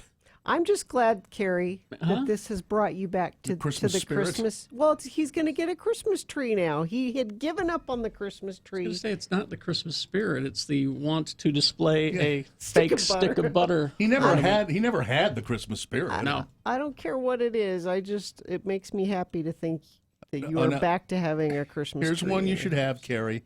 It's not life size because it would be impractical, but it's the Eiffel Tower. So, and again, it's this glass ornament that Cody Foster and Company. Howdy. They make a whole, man, there's bunches of them. Really nice work. Oh, here's a passport. That's a good one. Yeah. All right. There we go. We will take a break. We will be back. A reasonable amount of news next and boner fight. Stand by. When Radio from Hell concludes.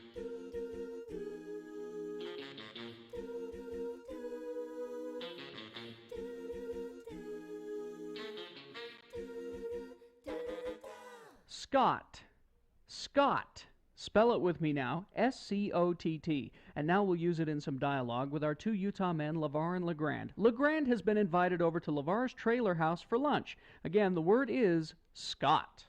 Come on in, LeGrand. Door's open, and our delicious repast is about to begin. I hope you brought some drinks for us. Well, I did indeed, LeVar. I bought the whole 6-pack of caffeine-free Diet Sam's Choice Cola from the Walmart. Didn't have no way of chilling it, though. Hope you have smice. Well, fridge's been busted for a few months now. I've learned to appreciate my cola beverages at room temperature. Well, that's just fine with me, too. I'm always sneaking a cola from down in the food storage room so as Midge won't know I got a bit of an addiction.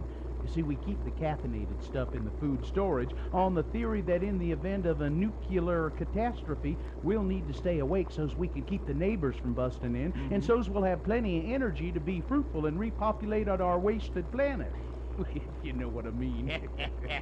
So what's for lunch? Beef stew. I helped can it myself. It's Deseret brand beef stew. Because I helped can it, I got a free case from the Bishop's Storehouse. Ooh, I love the sound of canned stew boiling up on the range.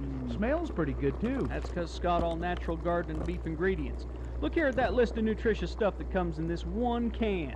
Scott carrots, peas, taters, onions, chunks of beef, and some beef byproducts. Ooh, that's good. Oh, but looky here. This Deseret brand beef stew's got 23 grams of fat per serving. This stew's got more fat in it than 9 strips of bacon, LeVar. Bacon, that sounds good. Let's fry up some strips of bacon to go with our stew. You know, bacon's got an essential ingredient in it that you can only get from a few foods, you know. Foods like bologna and hot dogs and some canned hams. Bacon's got something in it that your body needs? What? Nitrite. It's got nitrite in it. The body needs nitrite to preserve the internal organs. Well, fry some up then. Okay. Hey, you got a raw hot dog or some bologna I can nibble on to tide me over till the stew's on? My big ones is eating my little ones. I'm so hungry. Hey, well, let's pop open a couple of them diet sodas for a toast, LeGrand. To life. To life. If we keep eating like this, we're going to live forever.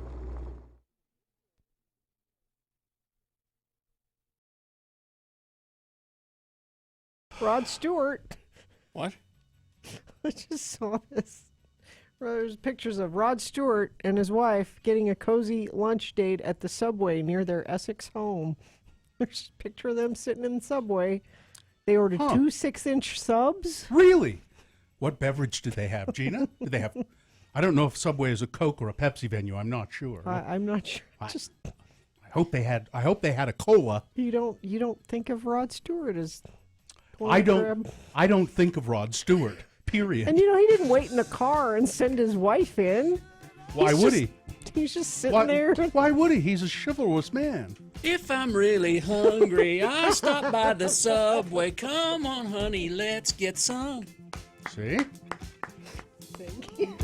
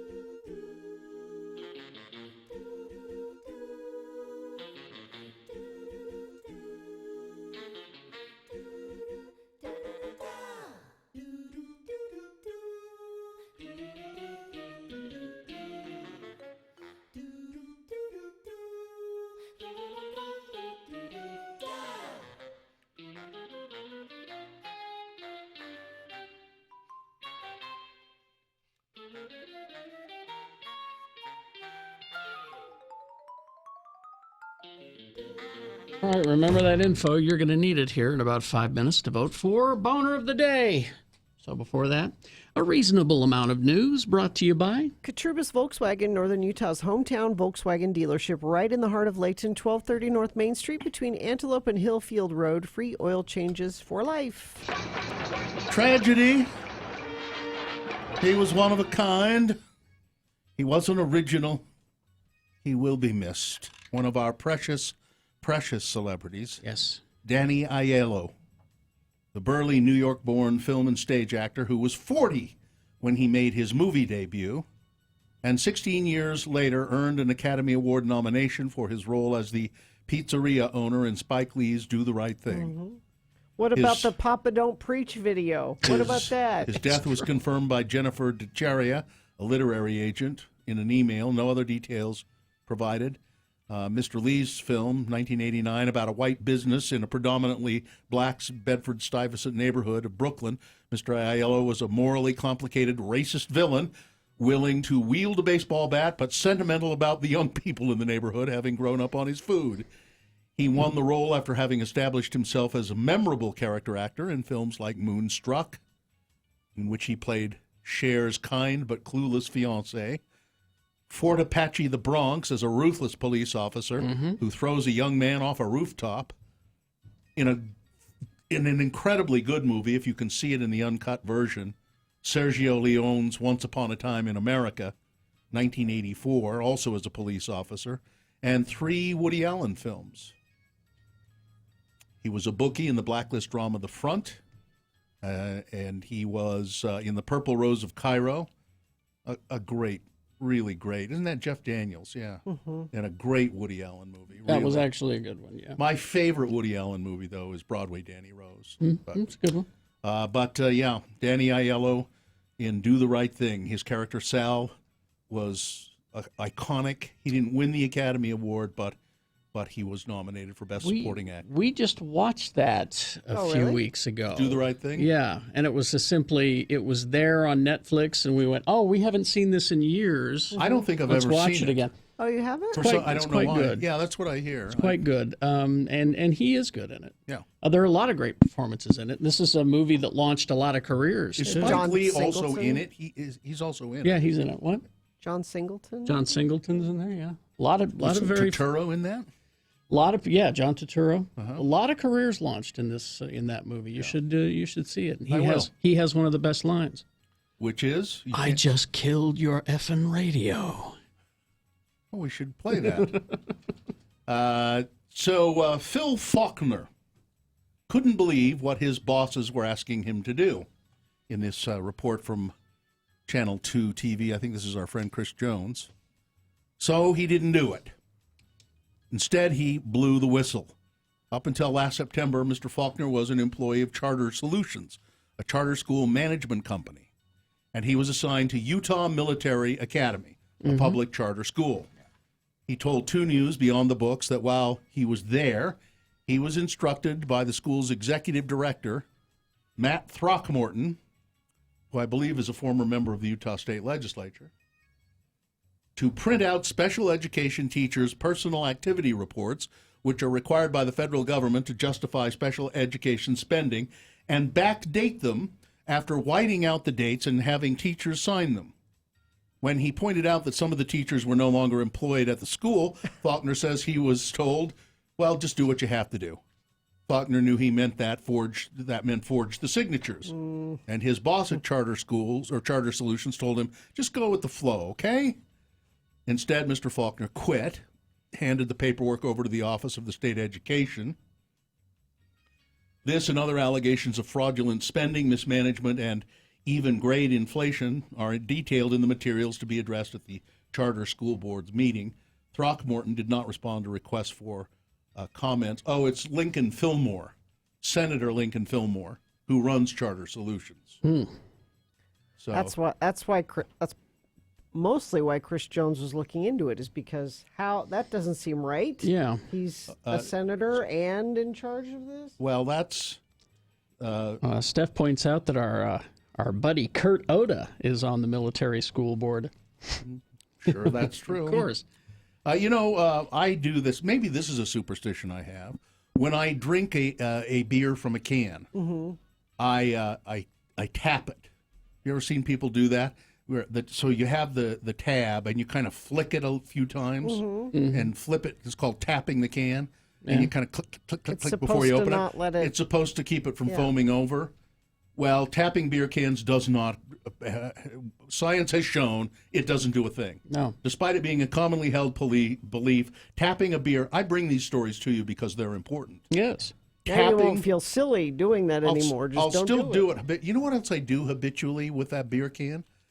So back in the day when I first started drinking beer out of cans, you had what were called the pull tabs. Remember those? Mm-hmm. So it was like a little ring, and you'd pull it, but then you were left with this little piece of sharp, sort of triangular-shaped metal, aluminum on the end of the pull tab, and people had the tendency to just throw them on the ground.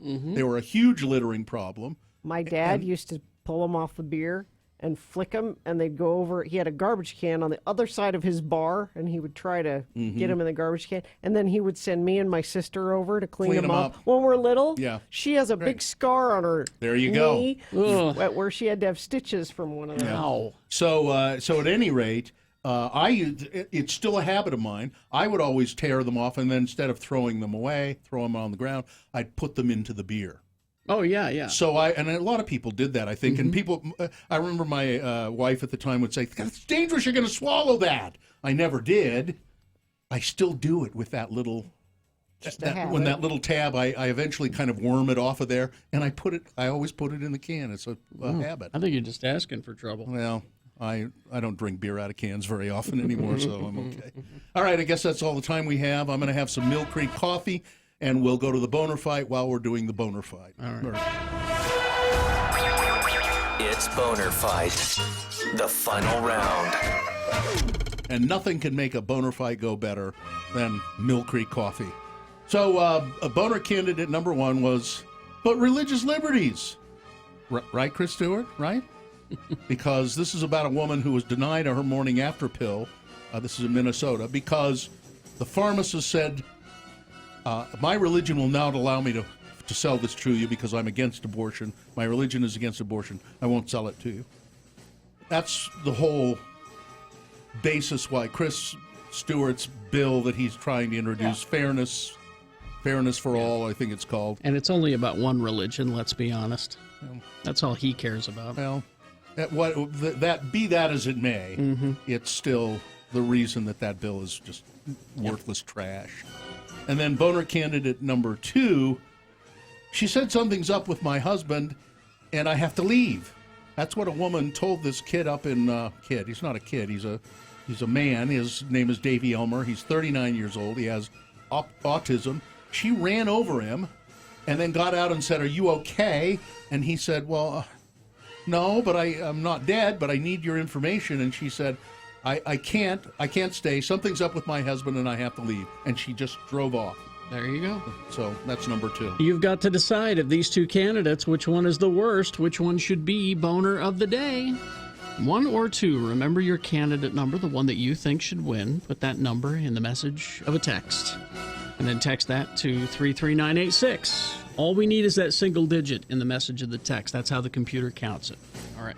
877-602-9696 is Katie's phone number at the producer's booth. She'll take your vote. Or go online, x96.com. Look for the box that says Boner Fight, December 13, 2019, and vote there.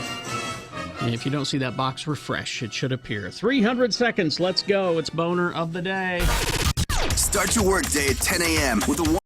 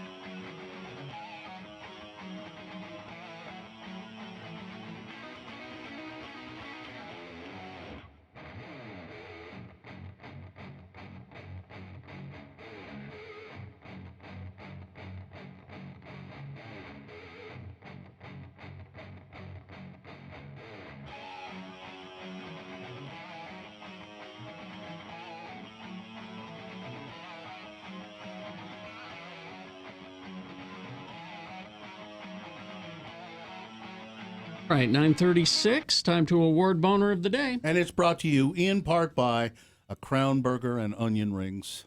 And Stretch the Truth novelty toys. Everyone needs an original keychain Trump version of Stretch Armstrong. I saw somebody on the Twitter feed that's using those as Christmas gifts. Oh, okay. Which is exactly what we want Would you make to a do. good Christmas tree ornament, too. It's a humorous gift to manage stress on the go. Portion of the proceeds go to benefit the Homeless Veterans Fellowship. StretchTheTruth.com/X96. And David won a Trump Stretch the Truth Trump keychain. So the boner fight was pretty good. Number one, about religious liberties, right, Chris Stewart, the woman who was denied her birth control, or her morning after pill, I think it was, by an abortion-hating pharmacist who said it was against his religion, so he wouldn't sell it to her. That went up against, well, she said she had something up with her husband and had to leave. Family in Ogden searching for a driver who hit a man. His name is Davey Elmer. He has special needs. He has autism, but he goes to work. He works as a janitor. He wears a reflective vest when he's out walking. So this woman runs over him. It's caused him some serious injuries, and then she just took off. He said, "I need your information." She said, "No," and she left. So a woman driving a blue Ford 500, and Ogden police are looking for her, and because there are medical expenses coming up, and so the winner was boner candidate number 2. She said, "Something's up with my husband and I have to leave."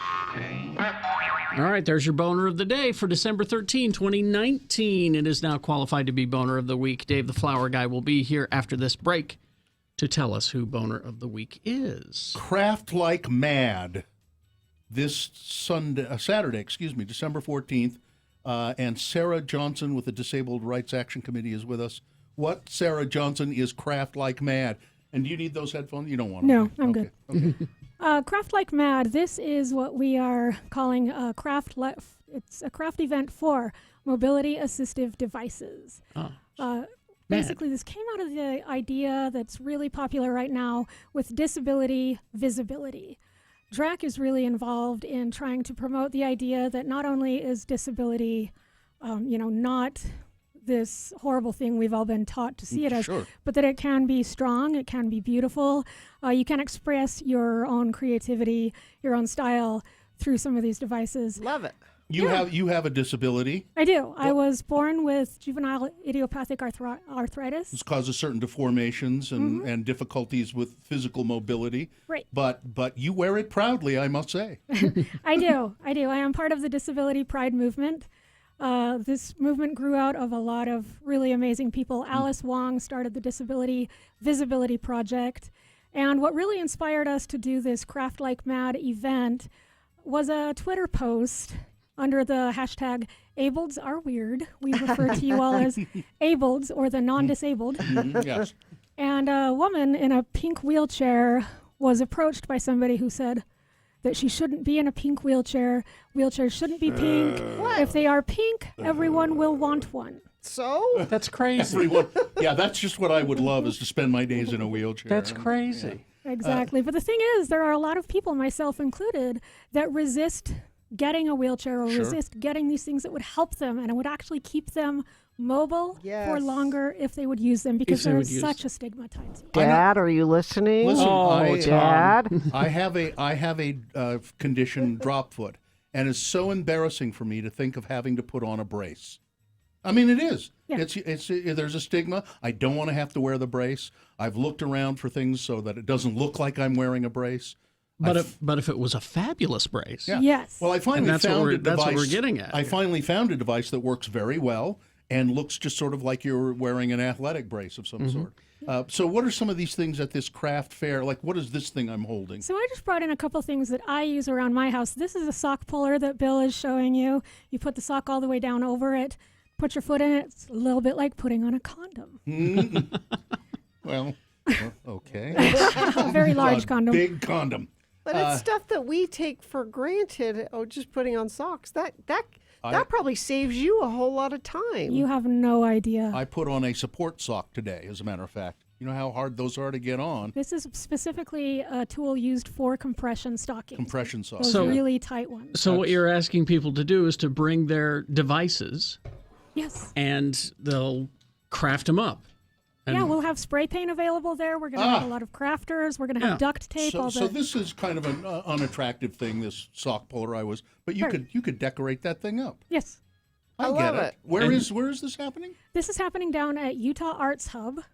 That is on First South and about, 550 West. Mm-hmm. So it is fully accessible. In addition, we have Utah Assistive Technology Project. They will be bringing a number of wheelchairs, rollators, things that we're going to try to get these into the hands of people that don't have access to equipment right now. So maybe if you have someone in your family, like Gina does, who's resistant to some of these things, you could go there and look at things for them. Yes. If they're still, I don't want to go around with all of that, and go look at stuff for them, and then maybe have some suggestions. Dad, I'm going to get you some of this stuff. This is for the disabled and non-disabled alike. We also have Unified Utah they'll be providing a lot of free crafts for the kids, things that you can make, give out as Christmas presents, really cute crafts. It's all on our Facebook page. In addition, Lazee's Kitchen has been very generous to donate. Good. Nice. And then Alpine Home Medical will also be on hand to allow people to test drive some of their devices. Excellent. They have those chairs. I'm thinking get one of those chairs, not because I really need it, but where you're sitting in it, and then it'll just stand you up. You press a button and the chair just stands you up. Absolutely. I kind of like that. That'll be good for those Friday nights. What is this? And Saturday nights and many other nights. What is this device? This is a dressing aid. It has a number of different applications. At the bottom, you've got a shoehorn with a little cutout for you to slide your sock off. It helps get your sock off at the end of the night. Yeah. The other end can be used to pull a jacket over your shoulder or to get a shirt up over your head if you have limited range of motion. This is a great thing, and it's a good back scratcher as well. It really is a great back scratcher. And can people just buy something like this? That's the problem, is they are harder to come by because you have to go to a specialty store.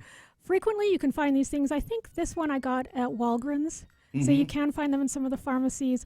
They're not as readily available as I would like to see them, and unfortunately, they are ungodly expensive. Really? Oh, really? Just Something for like that? that's really expensive? Because that's essentially plastic. Exactly. It shouldn't be more than, I would say, $6. No, it's about, I think, $20, $25. That's crazy. Really? That is But crazy. it's $25 well spent It is if you $25 really well need it. I suppose, yeah. Yeah. Which is why we're trying to get a lot of these things donated. So, and this is for the public too. If you have grandparents that aren't using their equipment anymore, if you've had a surgery, Perhaps they've passed. They have passed, exactly. I actually have a friend dropping off some equipment at my house as we speak. Their grandparents just passed. Bring it down to the event. Like I say, we'd like to decorate it. We'd like to get it back into circulation.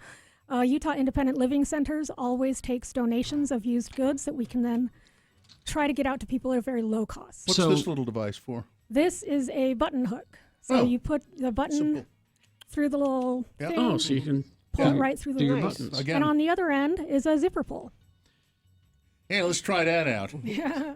So it's a free event, but if you want to do the crafting part, you ask for $10. Right. This is a cover the fundraiser. cost.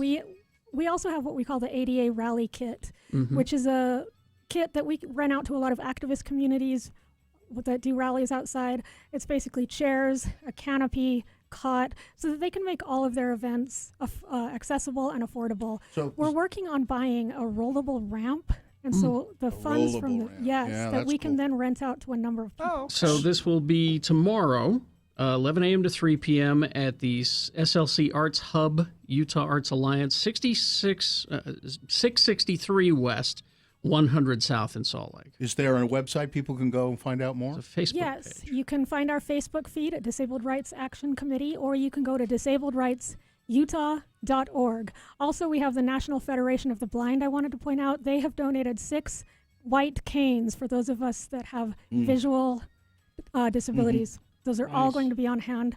And it is a free event. You just have to pay to use the supplies. Excellent. So that's tomorrow. All right. Go to their Facebook page, and I hope it's a big success. Thank you. Thank you, Sarah. All right, we'll take a break. We will be back. Stand by. Boner of the Week.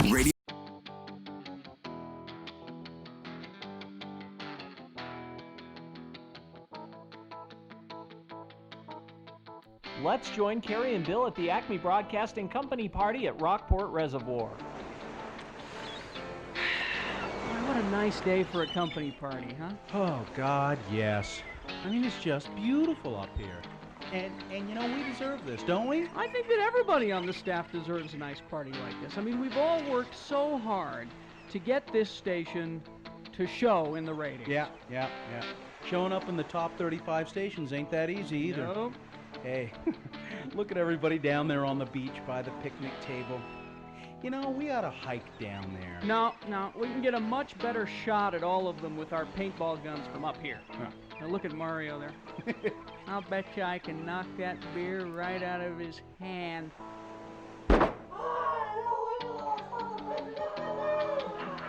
Good shot. hey, they can't see us up here, can they? Well, apparently not. Hey, listen, see if you can splatter the side of Bessie with a volley of that green paint you got. Righto. Just about spelled my name. Hey, they're all starting to scatter and take cover now. What a great party. Hey, see if you can hit Sonny before she makes it to that tree. Okay. Oh, damn, I missed her. You know, she's so thin, there's not much of a target there. Hey, what's Ed Acme doing? Well, looks like he's pushed over the picnic table and he's using it as a barrier. Get out your binoculars. Got him. Oh my God, that's a 30-30 he's pulling out of his knapsack. Oh! But it looks like he's got a bead on us too. That was too close. Godfrey! Jeez, everybody else seems to be packing heat too. Look at that. Mario's gunning back at us with some kind of flare gun. Whoa! Gee! All right, Sonny thinks she's gonna hit us clear up here with that little pistol of hers. Oh! Oh, but Acme's really got us pinned down with that thing. Well, then I guess it's a good thing I brought this to the company party, isn't it? Oh, an Uzi. Yeah. Bill, you the man. Oh, God, what a great party.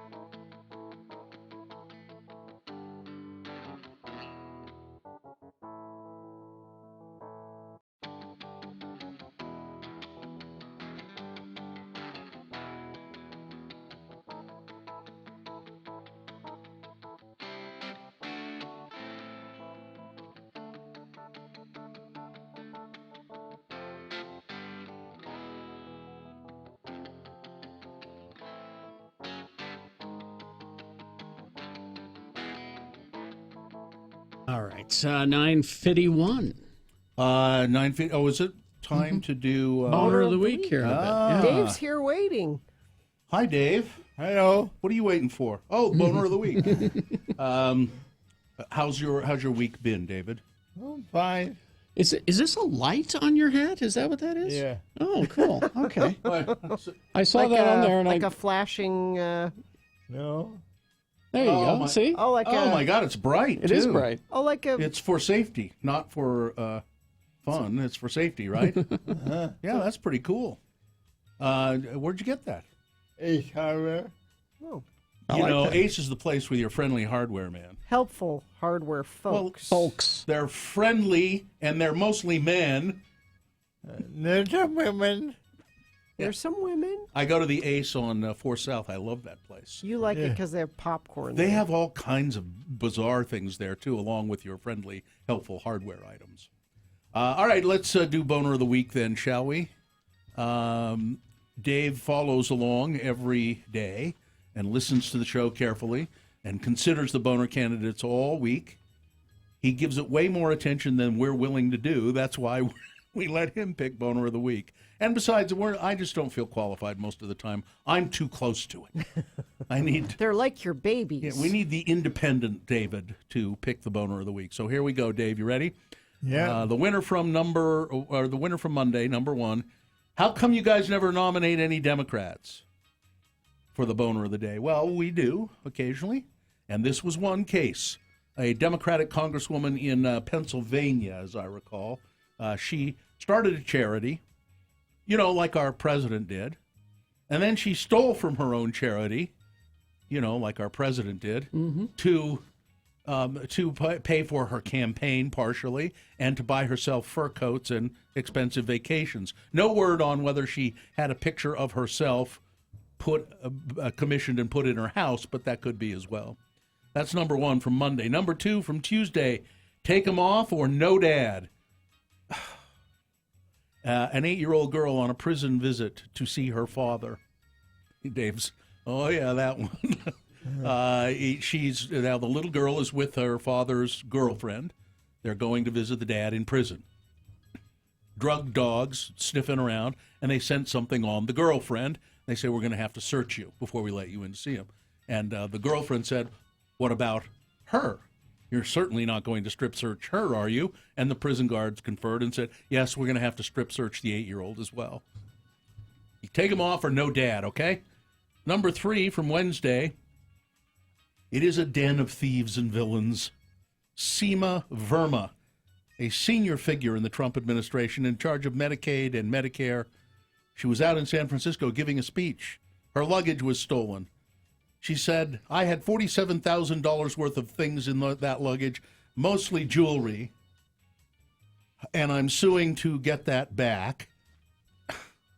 $47,000. That would keep, I think the figure was 8 patients on Medicare for a year. Look at good candidates this week. Number four from yesterday, a perfectly logical solution for transporting gasoline. Video of a woman at a Kroger somewhere in Ohio or somewhere. She's putting gasoline from a gas pump there at the Kroger into plastic grocery bags, tying the bags and putting the leaking bags of gas into the back of her car. It's amazing no one was killed. Well, we don't know. I don't know what happened. And boner candidate number 5 from today, she said, something's up with my husband and I have to leave. It's the man with autism who got run over. Now, Dave, I know Dave has a personal. Yeah. So who is the winner? Number 5. Today. Yeah. This happened today. Dave was telling us same off thing the happened air. to Dave, yeah. Got run over. But the ladies, people made her, with me, they made her stay. They said, you're not going anywhere. Enough people were close by when it happened. Yeah. I remember that incident, and they said, no, ma'am, you have to stay here until this is resolved. But apparently she said the same thing. No, I've got to go. And Yeah. they were like, Mhm. no. Yeah. Yeah.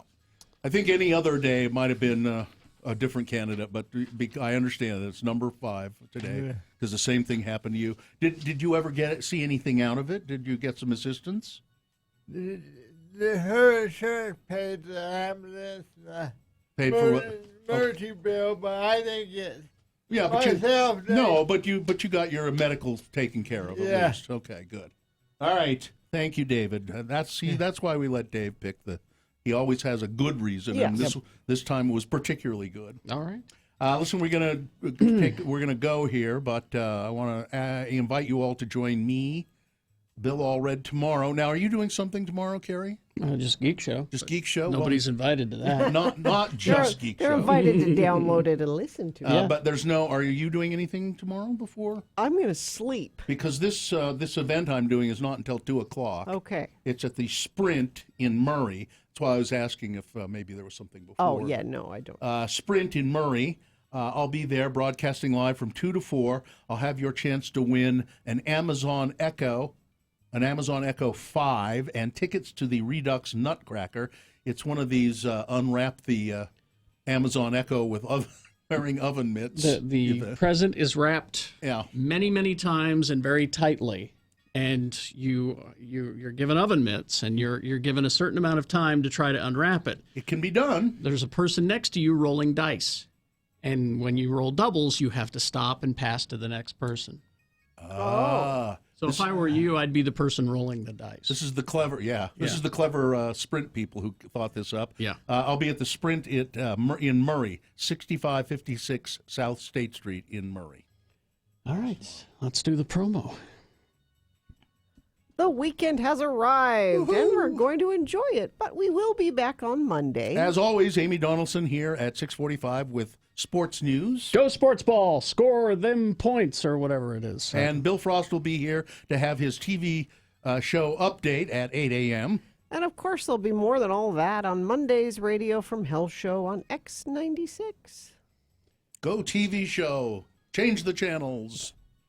You got to watch The Crown, Gina. Man, Okay. it's good. It's so good. You've given me such a list of TV I have to watch. I haven't watched Fleabag yet. I haven't watched The Watchmen yet. I'd say Fleabag, Watchmen, then The Crown. Well, we got a my holiday to catch up on shows. So my Disney app, the Disney Yeah, yeah. Plus, I'm sharing it with my brother-in-law. Harry. And well, it's his family. So he uses the login code, and I get to see what he's watching. Mm-hmm.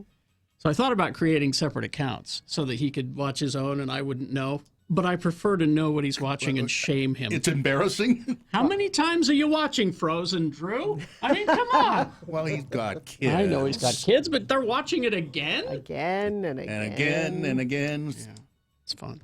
All right. Are we good? Uh-huh. Live long and prosper, bitches. Don't you know who I am? She knows how I feel about unsalted butter. Exactly. Corey is next.